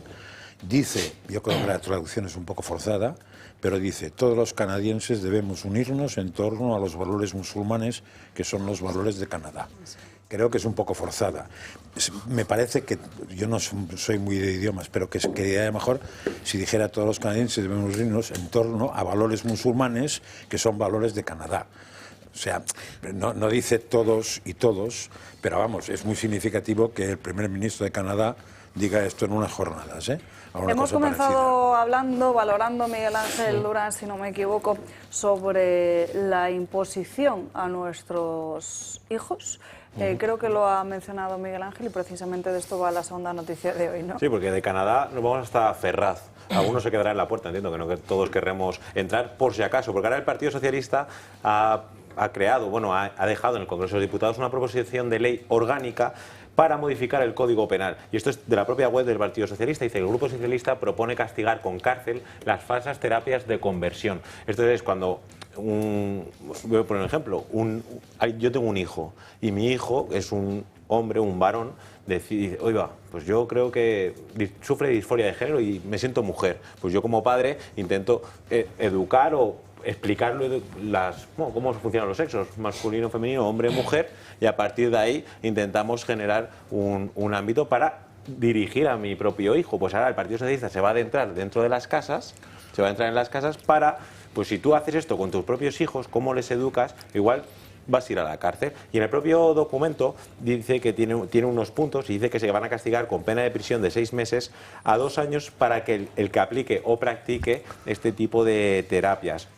Ya sean, depende de los actos, ya sean programas, técnicas o procedimientos de aversión o conversión psicológicos, físicos. Además, el Grupo Socialista dice que en todos los casos se imponga además la pena de inhabilitación especial para profesión u oficio educativos en el ámbito docente. No solo va de padres a hijos, sino también en los colegios, en los propios ámbitos. Y dice cuando la víctima sea menor de edad, dicha inhabilitación sea además de hasta 5 años. Pues esto lo han registrado en el propio Congreso de los Diputados y quieren modificar un artículo, añadir en el propio Código Penal para que en caso de que esto se produzca, claro, yo también quiero enterarme cómo ellos van a ser conscientes de lo que está pasando. Si ya van a tocar las puertas de cada casa, van a llamar a los niños y van a hacer entrevistas. Entiendo que en un colegio a lo mejor pues es algo más fácil, pero claro, esto ya es otro nivel más. Terapias de conversión, que ellos como lo han llamado, quieren modificar el Código Penal, pues si tú educas a tu hijo de una manera, como para algunos de ellos, los socialistas, los hijos son del Estado, pues ahí es donde vamos a entrar y esto es la siguiente reforma que quiere hacer el Partido Socialista. Por lo que has leído, yo creo que ni ellos mismos no se saben expresar ni saben lo que están diciendo. O sea, yo creo que la dificultad jurídica es que realmente uno al leer el párrafo que han presentado como proposición de ley no sabe uno muy bien de qué va. De hecho, has tenido que realizar un gran esfuerzo para explicar de qué va el asunto. Es decir, lo que quiere decir es que de la lectura de esa propuesta no sabe uno de qué están hablando. Esto es una chorrada absoluta. Yo no creo que esto llegue a ningún puerto, pero bueno, a cosas más grandes. Es verdad que esto lo propuso primero Sumar y Podemos en febrero. El Partido Socialista dijo que no se unía a esta modificación porque querían hacer la suya. Pues ha llegado a puerto y esto es lo que quieren realizar. Es que una cosa muy diferente es que se denuncie o se persiga lo que viene a ser el fraude de ley, menos en Extremadura, pero eso es otra cuestión. Una cosa es que se persiga el fraude de ley. Sí. También es cierto que esta ley, una vez que se redactó y cuando se elaboró, ya se expuso y se dijo en multitud de ocasiones a la ministra de Igualdad que permitía precisamente que esos fraudes de ley pudiesen permitirse. Pero otra cosa muy distinta es que un partido político o el Partido Socialista o el Gobierno proponga una sanción a la educación basada en la realidad, que es la naturaleza y la propia biología. ¿No, Francas? Me recuerda una frase que habréis oído, porque la cito mucho, de Einstein, pero hoy la voy a citar bien. Dice, 2 cosas son infinitas, el universo y la estupidez humana. Y no estoy seguro de la primera, pero eso le añado otra cosa, que es la que le voy a mandar si Einstein estuviera vivo para que la añadiera. Y lo que a mí me asombra es que el 90% estén en el mismo bando. Y además que... Me refiero a los estúpidos, ¿eh? Sí, los inteligentes estamos en otro bando, Francas. Pero lo que pasa es que ellos mismos denuncian y quieren atacar algo que ellos proponen, porque cuando hablan es antinatura, porque ellos dicen que hay una opresión por parte de los educadores o de los padres de eliminar el sentido de la identidad sexual de sus propios hijos. Ellos mismos ya están creando ese sentido y esa identidad sexual. Al final, la base es la que ellos proponen, no lo que la naturaleza ya está escrito. Entonces, que es muy curioso porque, bueno, no es el primer caso que vemos de cómo se quiere reprimir, cómo se quiere eliminar algo que existe, pero que ellos mismos también denuncian. Entonces, no tiene mucho sentido lo que estabas comentando, que no se entiende muy bien cómo lo quieren hacer, la manera y el modo, y lo único que denota es que es pura ideología. Y querer entrar en la educación de tus propios hijos y querer crear, pues, digamos, moñigotes o peones de ideología, en este caso de la cultura woke. Ideología e imposición, desde luego. Ideología anticientífica. Sí, también. Que es interesante saberlo. Con Gaby, lo cual, gracias. se van a pegar de bruces con lo que se llama pegarse coces contra el aguijón, que es muy propio de imbéciles. ¿No hay chiste hoy? ¿No hay chiste?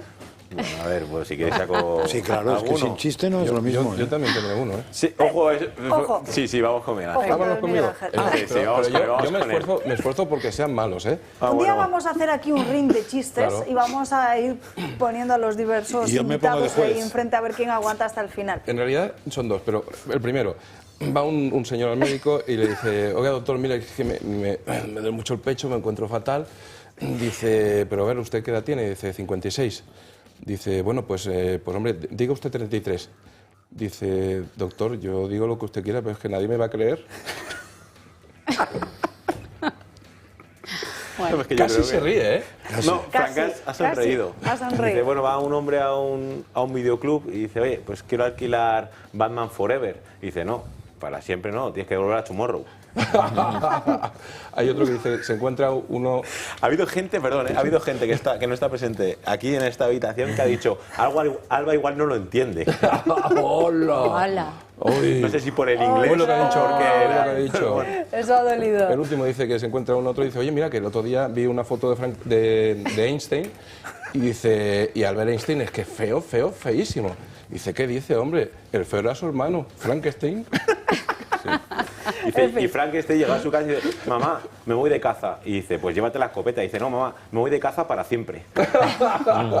En fin, Gaby, gracias por estas crónicas de Manicomio. Vamos ahora con las imágenes del día, las de las 12 en punto de este mediodía, de diversos jueces y fiscales saliendo a las puertas de sus diversos juzgados para poner de manifiesto su enfado con esa ley que está, con esa reforma que estaba planteando el ministerio de Félix Bolaños. Jueces y fiscales se han reunido todos durante esos 10 minutos frente a esa reforma de Pedro Sánchez que a su juicio ataca totalmente la salud democrática. Ya saben que desde el Ejecutivo quieren precisamente garantizarse más jueces y más fiscales que sean afines al propio Ejecutivo, un peligro del que también se ha alertado de esta forma a Europa. Se pronuncian de esta forma sobre ese proyecto de ley de modificación de ley orgánica del Poder Judicial y también esa otra reforma del Estatuto Orgánico del Ministerio Fiscal. Ambos están aprobados por el Consejo de Ministros del pasado mes de mayo, exactamente en torno al día 15, el día 13 exactamente, que exigen su retirada. En caso de que el Gobierno, atención, no dé marcha atrás, no descartan desde luego la adopción de diversas medidas de conflicto más intensas, incluso una huelga. Reclaman también, como vienen haciendo desde hace mucho tiempo, la masiva creación de plazas judiciales y también de fiscales para así poder mejorar esa rapidez con la que prestan sus servicios. Atención, porque esa huelga, Miguel Ángel, desde luego, no sé cómo podría afectar al funcionamiento normal de los trámites judiciales o de los propios juicios, porque siempre hemos dicho que la justicia muchas veces es lenta. Con esa huelga todavía sería peor, sería un caos absoluto, ¿no? Sí, a ver, yo creo que la huelga que se ha producido de 10 minutos pues es un primer... una puesta de manifiesto de la insatisfacción de la judicatura, y en relación con una posible huelga posterior ya más seria, es cierto que afectaría pues a los ciudadanos que verían suspendidos todas sus actuaciones judiciales, que probablemente estuvieran incluso planificadas o establecidas desde hace mucho tiempo. Pero, a mi juicio, sinceramente, si se explica a la ciudadanía la verdadera problemática y lo que el Gobierno pretende llevar a cabo, los ciudadanos lo van a entender. Es decir, debemos plantarnos de una vez, y es que este Gobierno, si no se adoptan medidas contundentes, no va a hacer ni caso, porque no lo hace. Es que van a la suya. Por tanto, yo estoy a favor de cualquier medida y cualquier huelga que lleven a cabo los jueces y magistrados, porque es que no van a tener otro remedio, no hay otra. Y los de Santiago Abascal en el Congreso de los Diputados, después de esta sesión de control, daban comienzo las diversas interpelaciones urgentes. Continuaba el pleno previsto para toda esta jornada, y cuando daban las 12 en punto, los diferentes diputados del partido de Santiago Abascal han abandonado sus escaños para escenificar y para sumarse también a esa protesta de jueces y fiscales, saliendo a las puertas junto a los leones de la propia Cámara Baja para mostrar de esta forma su apoyo. Frangas. No, es muy fácil, pero hoy hay un ministro, que es el de Justicia, que ha conseguido que casi toda la parte judicial salga a la calle. Pasado mañana hay una ministra, que es la de Sanidad, que va a conseguir que toda la sanidad española salga a la calle. Cierto. Felicidades, Gobierno del Pueblo. Pues de otro lado. Detrás de todo esto, por supuesto, está el ministro de Justicia, Bolaños, ¿no? que parece que es un señor que tiene cara de siempre estar haciendo eternamente la primera comunión, pero que todo lo que hace es que tiene una intención no precisamente buena, ¿no? Esto recuerda un poco desde el punto de vista de lo que es el marco conceptual al Holodomor de Stalin en Ucrania en 1931-33, que después de los planes de colectivización de granjas, que murieron al final, se calcula entre 5 y 10 millones de ucranianos, lo que no es tal, pues inició un plan de repoblación de repoblación con rusos, ¿no? Allí en Natal. Y lo que está haciendo, lo que quiere hacer Bolaños es, como no le gusta a los jueces que hay, los jueces que han ganado una oposición y que aplican el derecho en base a sus conocimientos y a los valores morales que indudablemente hay detrás de una sentencia que responde evidentemente a algo, se trata de administrar justicia. Entonces lo que quiere hacer es una tarea de repoblación, ¿no? De repoblación, con la incrustación de nuevos jueces que, por supuesto, entonces han encontrado un nicho, que son los jueces sustitutos, ¿no? Que los jueces sustitutos tienen unos requisitos bastante leves en cuanto a su función, que es de alguna forma, además que estúpida y cínicamente se apoya en que la Unión Europea, que dice que hay que acabar con la precariedad, pero la precariedad es a lo mejor en asuntos laborales, no en el tema de la justicia. Entonces, en base a eso, pues quiere hacer un concurso restringido, porque durante unos años no han convocado las suficientes plazas judiciales, y resulta que en 3 o 4 años, y eso lo dice Portillo, el presidente del Foro Judicial Independiente, se van a jubilar, mejor dicho, 1.000 jueces, ¿no? Y como hay 943 jueces sustitutos, pues ya tenemos la solución, se acabó, ¿no? Quiero decir, esto va contra los criterios que deben de regir el acceso a la función pública, que son la capacidad, el mérito y la igualdad. Por cierto, la carrera judicial, el partido más feminista de la historia de España, está trufada, en el buen sentido de la palabra, por mujeres. Es decir, hay mayoría de mujeres administrando justicia en este país, y además yo creo que con evidente éxito, ¿no? Pues nada, esto significa que burlar los procedimientos habituales de acceso a la función pública y crear un cuerpo añadido en base a tal, porque ellos piensan que son jueces afines y quieren desnivelar eso. Y por último, no solamente esta ofensiva en el tema de acceso a la carrera judicial, es que la ofensiva sigue con la anulación de la acusación particular, la ofensiva sigue con la ley de enjuiciamiento criminal, que también quieren que pasar las investigaciones, que la batuta la lleve el fiscal y no el juez. Es decir, esto es una ofensiva que va contra los cimientos del Estado de Derecho y contra la independencia de la justicia, porque no les gusta la independencia de la justicia, no les gusta el Estado de Derecho. Lo único que saben es de control político. Esto es una especie de Beria, de Sternikov, no sé si os acordáis del bolchevique que fue el primer marido de Lara, la protagonista de Doctor Zhivago, ¿no? Pues esa especie de iluminado que subía al tren y allí con no sé qué iniciaba la revolución bolchevique. Pues bueno, es que este señor, que tiene unas formas, un pensamiento muy totalitario, piensa que todo tiene que depender del gobierno y de la voluntad, por supuesto, en este momento de Pedro Sánchez y de él.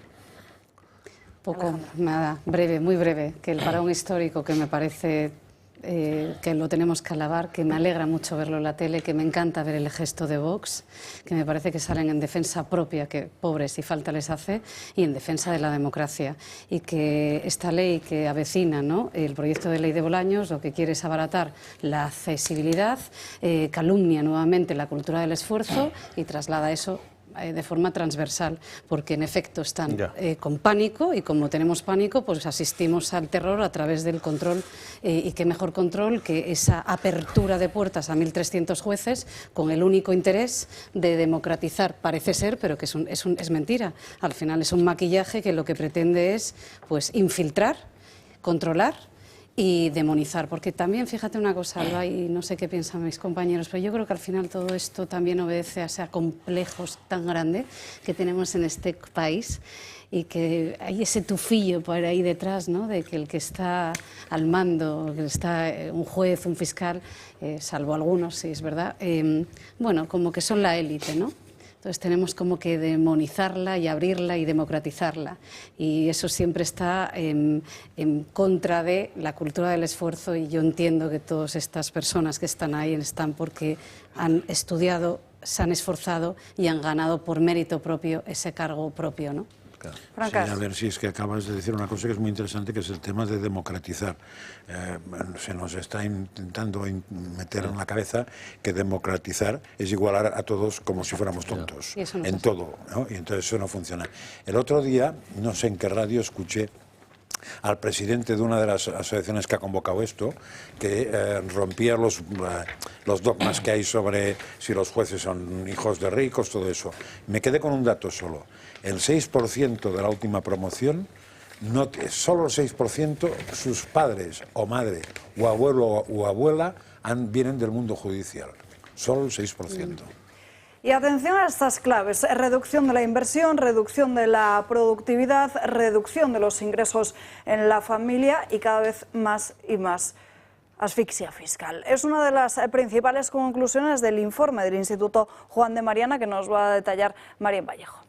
Muy buenas tardes, Alba. Pues hoy nos vamos a centrar en un tema que normalmente pasa bastante desapercibido, pero que nos perjudica a todos, que es la regulación.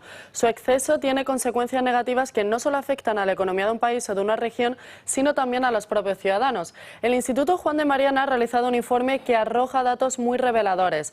En el índice de complejidad regulatoria, España obtuvo en 2022 13,17 puntos. Una caída muy fuerte si nos fijamos en la que obtuvo en el año 2015, 26,11. En el ranking, que contempla 63 economías emergentes y desarrolladas, España ha bajado del puesto 50 al 61. ¿A qué se debe todo esto? Principalmente al llamado como impuesto oculto, que son aquellos que pagamos pero que la mayoría no saben que lo hacemos. Ese impuesto recauda cada año casi 70.000 millones de euros. Para que se hagan una idea, esto supone más de 1.000 euros por persona, o, lo que es lo mismo, 4.410 por hogar. Por ejemplo, comunidades como Madrid o como el País Vasco tienen una menor regulación, por lo que su crecimiento económico es mucho mayor. Todo lo contrario es lo que pasa en Cataluña, donde la carga normativa es mucho mayor. El exceso de regulación no afecta solo al crecimiento de un país, sino también, por ejemplo, a la vivienda, que es uno de los principales problemas que tiene España en la actualidad.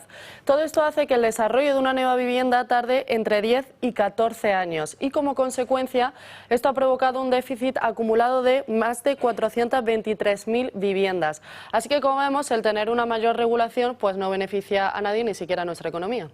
Desde luego, gracias, Marien. Y esa regulación, estamos hablando de más de 4.000 euros en impuestos encubiertos en un hogar. ¿Ves que es todavía incluso peor también para las empresas, no? Yo no sé si reír o llorar. Todavía esta semana, hoy es miércoles, ¿no? Tenía que darme de alta, o teníamos que darnos de alta como proveedores en una empresa, y os digo de verdad que recibes el mail de tramitación de alta y dices, esto es un castigo. O sea, más que, ¿no?, que estar encantados de que ganemos un cliente, es un castigo. Cuando recibes un onboarding para un nuevo empleado, otro castigo, ¿no? Yo a veces que he visto que te llegan 20 mails de protocolos, ¿no? El del acoso, el del cual, y es que más que eso sí, luego no tenemos tiempo ni para tomar un café con este nuevo trabajador o trabajadora en los primeros 6 meses. No sé, que España tiene 6 veces más normativas medioambientales que Francia, en fin, que tenemos y luego carecemos, somos ya no solamente la asfixia regulatoria, la asfixia económica, la asfixia de tramitación, sino que es que vivimos una sociedad que no tiene tiempo, con un tejido empresarial que tienes los recursos que tienes, que no todo el mundo tiene por encima de. Entonces es como la batalla imposible, a ver quién, ¿no? A ver, cada día se te complica más. En fin, me río, como os digo, por no llorar. Y también al propio comercio minorista, porque según este informe somos el tercer país de toda la Unión Europea con más barreras a este tipo de comercio. De hecho, exponen un ejemplo sobre cómo nuestro país aplica unas 400, casi 400, exactamente 390 normas diferentes sobre los horarios comerciales, que me parece alucinante que haya 400 normas sobre los horarios comerciales en un país como España. Entonces, eso es una de las manías del tema autonómico mal digerido, porque en los parlamentos, ahí la teoría, eso pasa en el Parlamento Central igual, no gobiernas sino legislas. Y no tiene nada que ver el poder legislativo con el ejecutivo, en teoría. Pero los parlamentos, si no legislan, se creen que su sueldo no está bien. Y tendría que ser al revés. O sea, cuanto menos legislen, menos papel gastan, menos impresos gastan, menos fotocopias, con lo cual nos salen mucho más baratos y podían cobrar más. Eso en la parte positiva. La parte negativa, la que contáis. Y en las autonomías pasa lo mismo. Si el de al lado tiene una ley, eso llegó muy bestia a que alguna autonomía hizo ley de costas cuando no tenía playa. Y solo una parte muy breve, que él comentaba antes que me encantó, como el sistema es perverso. El sistema es perverso, está concebido de forma perversa y además actúa perversamente. Yo vuelvo a ponerle ese tono irónico, que de gracia no tiene nada, pero las notificaciones de Hacienda vienen los viernes por la tarde o los domingos por la noche. O sea, los recordatorios, Alba, son los domingos por la noche. Entonces, bueno, ya poco más que añadir con esto. Bueno, y todo esto sin contar también que se habla mucho, ¿no?, de ayudar a los jóvenes a emprender y todo lo contrario. Lo que sufrimos son diferentes trabas al desarrollo de esas nuevas líneas de negocio, penalizando de esta forma la innovación o incluso también esa ampliación de la oferta entre todas las decisiones en las que el ciudadano puede elegir, ¿no, Arturo? Sí, pero bueno, que tenéis toda la razón en lo que estáis comentando, los costes asociados, los costes de burocracia que hay que tienen que pagar al final las empresas están reduciendo la productividad y la competitividad, ¿no? Y además que la Unión Europea tiene ahí un déficit en relación a Estados Unidos, que es una economía mucho más abierta, enorme. Pero a mí me gustaría fijarme en el tema de la vivienda, que antes lo he sacado. Dice, vamos a ver, estos señores, porque nos están vendiendo el PSOE y lo que está claro es que la corrupción no tiene un coste en las encuestas, no tiene un coste demoscópico. A la gente no le parece bien, la gente que le vota, por supuesto, pero no es el factor, que no les influye directamente en ellos y no es el factor que les puede hacer cambiar el voto. Y por eso vemos que todavía el PSOE se sostiene entre el 28 y el 30%, y eso parece bastante invariable, ¿no? Además, hay temas como, por ejemplo, lo del IRE10, que es difícil ya seguirlo para nosotros, que formamos parte de los cafeteros, pues y para gente que no está en eso, le parece un tema absolutamente surrealista y no sabe muy bien cómo tal. Lo único que sabe es que hay ruido. Bien, que la vivienda, desde la aplicación de la ley de la vivienda, porque parece que estos señores que dicen que su punto fuerte es lo bien que va el país, como que somos el crecimiento mayor de la Unión Europea, etcétera, el turismo, no sé cuántos. Bueno, pues sin embargo la gente en España, que el salario medio está, que ya digo, el salario bruto además, 1.500 euros, el 50% está ganando eso. Y tienen que asumir un coste de la vivienda a través de una ley que han sacado ellos, que resulta que ha restringido la oferta al 17%, solamente en el periodo 17%, la compra ha subido el 16%, vamos, la compra, quiero decir, de viviendas, y el arrendamiento, que es lo más importante, porque mucha gente tiene que alquilar y no puede comprar el 24% solamente en 2 años. La gente no puede vivir. Es decir, hacer la cuenta de explotación de cualquier pareja, que a lo mejor entre los dos con esfuerzo suman, y digo mucho, ya 3.000 euros, y resulta que vivir en cualquier sitio, porque como no hay, pues le piden 1.700 o 1.800 euros. Luego tienen, la alimentación ha subido desde que está Sánchez en el poder que más del 40%. Es decir, y ahí hay un malestar, un malestar muy profundo. Es gente sencilla, es gente que va a su trabajo y hace bien las cosas. Bueno, tendrán o no estudios superiores, pero es gente que ya a lo mejor ha decidido dar una patada al tablero. Es ahí donde está creciendo precisamente los partidos de la derecha, que yo llamaría renacionalizadora, es decir, los partidos, otros pueden pensar que es una derecha radical. El voto de protesta ahora no está en la izquierda. El voto de protesta del joven, de los arrabales, de las ciudades, de los suburbios, de las ciudades dormitorios, que se ha pasado a la extrema, digamos, a la derecha más radical, ¿no? ¿Por qué? Porque la extrema izquierda, con la persecución, entre otras cosas, del sexo masculino, que prácticamente eras culpable simplemente por ser hombre y tal, no sé cuántos, eso ha provocado un rechazo enorme. Todo el tema de la cultura woke, los temas también de identidad sexual, que a mucha gente le puede parecer una normalidad que se discuta lo que es el sexo biológico, ¿no? O sea, bueno, no quiero entrar en profundidad. Lo que sí quiero decir que es ahí donde está, que son los dos sectores, de alguna forma, los jóvenes y las clases medias, que antes eran medias y podían vivir con cierta holgura y que ahora están totalmente depauperadas, que les está ayudando la pensión de los viejos, porque es que vamos a ver, los sueldos en España en 10 años han subido de media el 22%, pero las pensiones han subido el 36%. Y son muchas veces los abuelos o los padres los que ayudan a los hijos a poder aguantar esto. Pero la gente está viviendo muy mal y hay falta de oportunidades para los jóvenes y sueldos bajos. Si eso que dices está muy bien, pero la gente lo tiene que deducir. Claro. Porque curiosamente, si esperamos a que se lo digan, es difícil. Por ejemplo, esta mañana Pedro Sánchez, habréis visto que ha dado todos los datos positivos de la economía española, lo que hemos dado a los pobres, a los grandes, a los tal, y nadie le ha dicho lo que habían subido, todo lo que has dicho tú, más una cosa que te has dejado, lo que han subido los impuestos en 2 años, que creo que es un 40%. Con esos datos, el PP y Vox no tendría que dejarlos nunca de lado. Y los 12,5 millones de gente que hay en el umbral de la pobreza, perdón.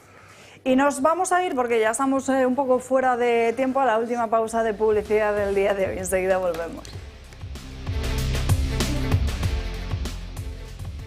Y momentos imperdibles en el Club de Amigos. Saquen sus agendas para apuntarse a los próximos eventos. El jueves 12 de junio nos va a visitar Alberto Bárcena. Es un verdadero experto en un tema muy apasionante, los presos del Valle de los Caídos, también muy polémico, un lugar que sigue siendo foco de debate, incómodo para muchos y mal comprendido por otros tantos. Este jueves, no se lo pierdan, tendremos con nosotros a la persona que mejor conoce esta realidad. El jueves día 19 de junio tenemos una doble cita. Por la mañana, el jueves a las 10, vamos a desayunar con don Luis del Pino y con todo su equipo en la sede de Radio Libertad. Vamos a comentar con ellos toda la actualidad, desde la política hasta la deportiva. Será justo después de su programa de radio. Si no tienen su libro, recuerden que pueden llevárselo firmado por el propio Luis. Y a las 7 de la tarde, unas horitas después, nos visita Fernando Paz con una conferencia de máxima actualidad: España, Europa y Trump. Un análisis muy valiente y esclarecedor que desde luego no va a dejar indiferente a nadie. Y atención los amigos de Barcelona y también alrededores. El miércoles día 25 de junio vamos a celebrar un almuerzo exclusivo con José Javier Esparza y con Julio Ariza. Una oportunidad única para compartir mesa y conversación con dos referentes del pensamiento crítico y libre. Ya sea de forma presencial en Madrid, online, desde cualquier lugar pueden inscribirse de una forma muy fácil. Llamen al teléfono que aparecen en pantalla para obtener toda la información de estas citas o incluso para ayudarnos si quieren darse de alta o hacer una donación puntual. Es el 91 616 2464. También pueden enviar un correo electrónico a clubdeamigos@clubdeamigos.org. Se lo repito, 91 616 2464. Vamos con otro asunto, porque en vísperas de la manifestación, la marea blanca, que les gustaba llamar en Más Madrid a la manifestación a la huelga de los médicos, pues en vísperas de eso la ministra, hemos conocido como la ministra ha decidido desembolsarse unos 20.000 euros del Ministerio de Sanidad en una carroza para el orgullo LGTBI. Todo esto cuando los enfermos de ELA siguen además esperando. Por ello le preguntaba en el día de ayer Vito Quires a la ministra de Sanidad, y atención a la primera reacción, el "ay pobrecitos" de Mónica García. Se han gastado 16.000 euros, señora García, en una carroza para el Día del Orgullo. 16.000 euros en una carroza para los enfermos de ELA que quedan. Sí. Está muy enfadado con usted, ¿eh? ¡Ay, pobrecitos! No están enfadados, no es verdad. Lo hemos hecho con la asociación de Conela. Es verdad que no Pero sé... les han denunciado 30 enfermos de ELA por no destinar recursos suficientes. No, los recursos que vamos a destinar los hemos pactado con los pacientes de ELA. ¡Qué mala noticia! Bueno, creo que la noticia de hecho se comenta sola, porque el "ay pobrecitos" que tenga esa reacción la titular de una cartera que debería estar presionando para que esta ley de una vez por todas saliera adelante, pues no. Son los enfermos de ELA los que van a denunciar precisamente al Estado por no poner todos los recursos del mismo a disposición de estos enfermos, por ser una ley que lleva años y años guardada en el cajón en el Congreso de los Diputados y que sigue sin ser una realidad. Todos los detalles de esta demanda nos lo va a contar en futuros días nuestro compañero Gabriel Serrano, que está hablando con esta asociación, pero desde luego es incomprensible. Sí, pero a mí el pobrecitos me suena a que si quieren algo que lo pidan. ¿No es el mismo planteamiento, sí, más o menos? Es el mismo. Qué falta de respeto, qué agravio, qué falta de todo. O sea, imagínate, ¿no? Estas familias que además el coste que tiene un enfermo del anual, ya no por decirla, evidentemente, que sobra decirlo, porque que tú tengas que pasar por una situación de estas, porque al final creo que una de las denunciantes comentaba, la mujer de un enfermo de ELA, que al final mi marido se está muriendo en vida, pero yo con él. Entonces ya no que pases por esto, ya no el coste económico, sino que encima que tengas que aguantar, ¿no?, faltas de respeto de personajes, perdona la expresión, pero como esta señora, ¿no? Como tú bien indicabas, creo que la noticia se comenta ella sola. Sí, la verdad que hay que dar muchas gracias a Dios de no haber tenido una enfermedad como esta, ¿no? Que yo creo que es una enfermedad que en fin, de una dureza extrema, no solamente, muy especialmente, naturalmente, para el que le padece, pero también para toda la familia, y con un coste económico que mucha gente no puede mantener. Me parece que es un tema de humanidad, se gasta el dinero en verdaderas chorradas, ¿no? Y eso sí, ideológicas, y un tema como esto que a todos nos conmueve, pues no somos capaces, la sociedad, de dar una respuesta absolutamente clara. Y el otro día, yo ayer estaba al mediodía viendo la televisión y puse la una, por cierto, no vi ese programa que se llama Mañaneros, que es a las 2 de la tarde, y encima con el chico este que irrumpió en la rueda de prensa, que estaba allí y que manifestó su indignación por el tema de la ELA, ¿no? Y diciendo el presentador, que no sé ni cómo se llama, y que hay que ver que los demócratas y los ciudadanos que tenemos que aguantar este tipo de cosas, como si fuese una maniobra de grupos absolutamente fuera del sistema, y no hubiese derecho a pedir una cosa tan justa, que es que los enfermos de ELA que merecen un trato que deben merecer un trato muy especial, y que desde luego el Estado que tiene que dar los recursos suficientes para que puedan ser tratados con dignidad, ¿no? No sé si quiere añadir algo. Una frase, sí, perdón. No, porque además también pone encima de la mesa el cuerpo sanitario, su profesionalidad, su entrega, el compromiso, o sea, la dignidad con la que trabajan, y luego pues esto que acabamos de ver, ¿no? Miguel Ángel. Yo solo quería transmitir el asco profundo que siento por esta ministra, y también creo que lo que habría que hacer es, de alguna forma, organizar pues una especie de contador de las personas fallecidas por esta enfermedad, que han fallecido o que van a fallecer sin haber obtenido la ayuda, y poner unos contadores en todas las sedes de los partidos del actual gobierno, en la que se produzca primero el conteo de días que llevan transcurridos sin que la ayuda haya llegado, en segundo lugar el número de fallecidos que han dejado de estar aquí sin haber obtenido ayuda, e incluso con las dificultades que yo tenga, incluso incorporando los rostros de las personas fallecidas. Es decir, esta gente, este gobierno, no entiende otro lenguaje. Y si no se le da visibilidad a este problema, pues va a pasar otro añito, porque no les importan estos pacientes, estas personas afectadas para nada. Y o actúan las familias y todos aquellos que quieran ayudar a estas familias y a estos afectados con medidas contundentes que realmente le hagan daño al gobierno desde el punto de vista mediático, o no les van a hacer ni caso. Ya. Me suena a mí que pasan de 200. Sí. La cifra esta que se ha dado esta semana la ha dado alguien, ¿eh? Alguna asociación. De todos modos, es interesante que hablemos de ideología, porque en teoría la ideología de los grupos que gobiernan el gobierno, que forman el gobierno, tanto unos como otros, es no dejar a nadie atrás. Sí. No dejar a la gente en el cementerio, que es un poco distinto. Igual confunden cementerio con atrás. Bueno, nos vamos por el momento, si les parece, a página internacional para contarles lo último, porque hace apenas unos días conocíamos la intención de Cristina Fernández de Kirchner de volver a ser, de presentarse como candidata a ser diputada en el Parlamento. Pues el Supremo en estas últimas horas ha ratificado la condena a prisión por corrupción y la ha inhabilitado para siempre. Esta es la primera reacción de Cristina Fernández de Kirchner.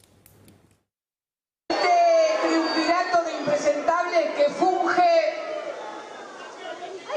como una ficción de la Corte Suprema. No se confundan, son tres monigotes que responden a mandos naturales muy por arriba de ellos. La sentencia ya estaba escrita y no me equivocaba, desgraciadamente. Bueno, y el presidente de Argentina, como es evidente, Javier Milei, ha reaccionado a estas palabras, también a esta sentencia. Justicia, fin, postdata, la República funciona y todos los periodistas corruptos, cómplices de políticos mentirosos, han quedado expuestos en sus operaciones sobre el supuesto pacto de impunidad por su edad, que es poco más de 70 años. Cristina Fernández de Kirchner podría además entrar en prisión. Si devolviera el dinero que robó, creo que muchos argentinos podrían vivir mejor. Sin duda. Totalmente. Sin duda. Tenía como asesor áulico, creo, a don Baltasar Garzón. Novio, algunos decían. Algunos decían también que... Sí, no, ayer no por decía ejemplo, nada, ayer fue un día glorioso, también en la 1 tuve que ver a Baltasar Garzón, que es un juez expulsado de la carrera judicial por prevaricación, ¿no?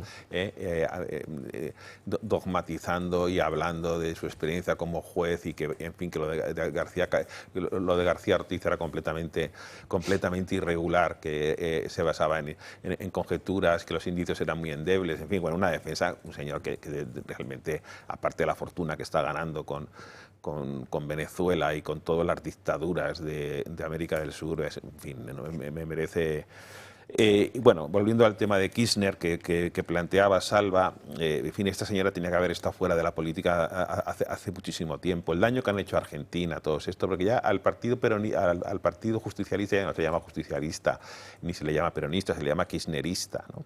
Es decir, kirchnerista. Entonces, esta amalgama de una ideología que es precisamente con la CRAU y tal, donde empezó que prácticamente el populismo, ¿no? Y las bases ideológicas del populismo, ¿no? Que en fin, y entonces me parece que es una persona que ha hecho muchísimo mal a Argentina, que es una dirigente claramente corrupta, y que debe estar fuera absolutamente de la política. Descalificar al Tribunal Supremo, pues hombre, lo que estamos viendo aquí en España de descalificación por parte del Partido Socialista a la justicia no anda muy lejos, ¿no? De este lenguaje que habla esta señora. Ha habido un momento que Milei ha sido criticado por algunos sectores que le han apoyado mucho porque propuso para el Tribunal Supremo a un juez que se llama el juez Lijo, ¿no? Propuso un dúo, una persona que todo el mundo habla excepcionalmente bien de él, que es García Mansilla, y el segundo de la dupla era el juez Lijo, y y el juez dijo, es un señor que ha estado en todos los casos más negros de la corrupción en Argentina, ha estado que presente, y es un señor de estos de meter los expedientes que pudieran hacer daño en el cajón, ¿no? Y por supuesto de cobrar de todo el mundo. Entonces eso creó un poco de Antes zozobra. de saludar, disculpadme, al siguiente invitado en esta mesa, que ya nos queda nada de tiempo, contarles esta encuesta que esta misma mañana publicaba El Debate y que tiene además unas conclusiones que a muchos les puede sorprender. ¿Por qué? Porque la Guardia Civil, las Fuerzas Armadas y también la Policía Nacional se encuentran a la cabeza en la valoración de las instituciones españolas. También el propio Ejército. Estamos hablando de este sondeo elaborado por Target Point para El Debate y, como decimos, la imagen y la gestión del Ejército español está entre los mejores, junto con la Guardia Civil. A la cola de esta valoración, ¿quién se sitúa? Pues para sorpresa de muy pocos, el Gobierno central con un 3,53, el Congreso de los Diputados y también el propio Senado. Desde luego, esto llama la atención en un momento en el que desde el propio Gobierno se ha atacado en muchas ocasiones a estas instituciones. También el resto de otras instituciones como Casa Real no sale perjudicial, no se le perjudica mucho en esta encuesta. De hecho, está mucho mejor valorado que muchos ayuntamientos y diferentes consistorios y por encima incluso de ONGs y de diversas fundaciones. Así que, desde luego, sorprendente encuesta. Últimos minutos y tenemos con nosotros en esta mesa a Alfredo Panadero. Alfredo, muy buenas tardes.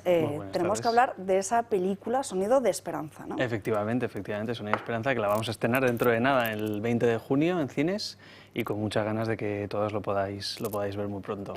¿Qué nos transmite esta película? Es la historia, Sonido de Esperanza es la historia real de una comunidad muy modesta, humilde, en Estados Unidos, que decidió no mirar hacia otro lado y acoger a más de 70 niños del sistema de protección de servicios sociales de Estados Unidos, niños con historias pues tan duras como las que hemos podido ver en otras películas como Sonido de Libertad, que además en esta casa ya vino Eduardo a presentarla, y un poco siguiendo lo que es el periplo de una comunidad valiente, que pone a los niños en el primer lugar, al frente de su mayor objetivo, que es que sean felices y que puedan olvidar el gran trauma que llevan viviendo pues, durante los pocos años que han tenido de vida. Son niños muy pequeños a los que les acogen y todo lo que supone pues, también en una comunidad pues, también le acoger a estos niños pues, bueno, que vienen con sus conflictos, vienen con sus problemas y demás,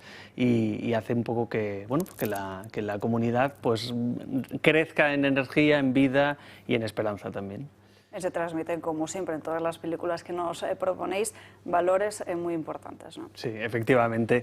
Nosotros lo que nos ha gustado con esta película, o sea, si Sound of Freedom, Sonido de Libertad, venía a poner el foco en el problema, es decir, en el problema de la trata de niños, ¿no?, en el mundo actual, Sonido de Esperanza viene a dar una solución a este problema, que es que todos esos niños encuentren un hogar, ¿no? No puede ser que prácticamente estamos hablando de más de 100.000 niños que no encuentran, por ejemplo, en Estados Unidos un hogar donde poder vivir. Y aquí en España, pues también nosotros estamos hablando con instituciones, en concreto también aquí en la Comunidad de Madrid, con la idea un poco de apoyar a través de esta película la acogida de niños en familias que sí pueden, ¿no? Yo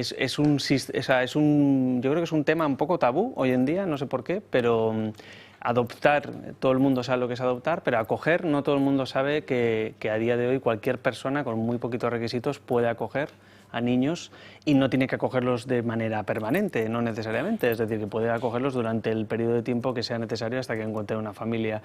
Y eso, pues, bueno, gracias a esta película estoy pudiendo conocer familias, matrimonios que tienen a hijos en acogida, y es impresionante ver cómo pues, niños que vienen de padres y madres pues, cocainómanos o drogadictos o alcohólicos pues, pueden tener un futuro posible y prometedor incluso niños que ahora están ya estudiando en la universidad y que cualquiera hubiera dicho que eran un cero a la izquierda. O sea que es impresionante lo que se puede hacer cuando tenemos confianza y decidimos un poco apostar por la vida y por los niños. Totalmente, decía Alejandra, que qué bonito, ¿no? Bueno, es tal cual, ¿no? Estos últimos minutos poder escuchar historias como esta que nos llenan de salud y de esperanza, que tanto lo necesitan. Sí, sobre todo después del programita que llevamos, ¿no? En fin, 20 de junio en cines, ¿no, Alfredo? Ahí nos veremos, ahí nos veremos. Seguiremos hablando de ella en próximos días. Enhorabuena por hacer el bien. Muchas gracias. Y haberos dejado el corazón en la batalla. O sea, seguir. Bueno, y vamos con otro luchador también de este lado de la batalla. Tenemos conexión en directo telefónica con Fernando Paz, porque en nada, el jueves día 19... Ah, no, telefónica, le tenemos por Skype. Pensaba yo que le teníamos por teléfono. Jueves 19 a las 7 en punto de la tarde, charla en el Club de Amigos que se ha venido a llamar España, Europa y Trump. ¿Qué papel están jugando precisamente las dos primeras, España y Europa, con las políticas del propio presidente de Estados Unidos? Fernando, buenas tardes. Buenas tardes, Alba. Pues sí, efectivamente, el día 19 a las 19 en el Club de Amigos vamos a hablar de Europa, España, Estados Unidos, Trump, todo lo que está pasando, todo lo que nos vienen contando acerca de lo que sucede en Estados Unidos, que en este momento, bueno, pues no se le oculta a nadie. Y, bueno, en medio de la vorágine que estamos viviendo en España, por ejemplo, no nos olvidemos de que Bruselas y el Gobierno siguen legislando, siguen aprobando cosas, algunas de ellas que van a ser enormemente gravosas para nosotros y muy limitadoras de nuestras libertades. Bueno, pues ahí estamos y vamos a contarlo todo, intentando darle la profundidad necesaria. Bueno, ¿qué puede suceder en este futuro de Europa, Fernando? Bueno, yo creo que Europa, que ha quedado bastante desnuda, por no decir otra cosa, en el escenario internacional, está volviendo probablemente la furia que le suscita el haber tomado conciencia de su papel irrelevante en el mundo. Está volviéndose, digo, contra sus propios ciudadanos. Lleva haciéndolo mucho tiempo, pero ahora está acelerando, y algunas de las medidas de las que vamos a hablar precisamente, pues creo que lo ponen de manifiesto de una manera muy cruda. No nos espera más que ejercitar la paciencia y la resistencia por encima de todo. Pues Fernando, no tenemos tiempo para más. El próximo jueves a las 7 en punto de la tarde, en esta interesantísima actividad en el Club de Amigos. Ya saben nuestros espectadores que pueden apuntarse llamando a ese número de teléfono, que es el 91 616 24 64. Un fuerte abrazo, Fernando. Un fuerte abrazo a todos. Gracias. No hay tiempo para más. Gracias a todos por acompañarnos a lo largo de esta mañana aquí en Dando Caña. Ya saben que les esperamos mañana a las 12 en punto. Como siempre, que pasen un feliz jueves y hasta mañana. Adiós.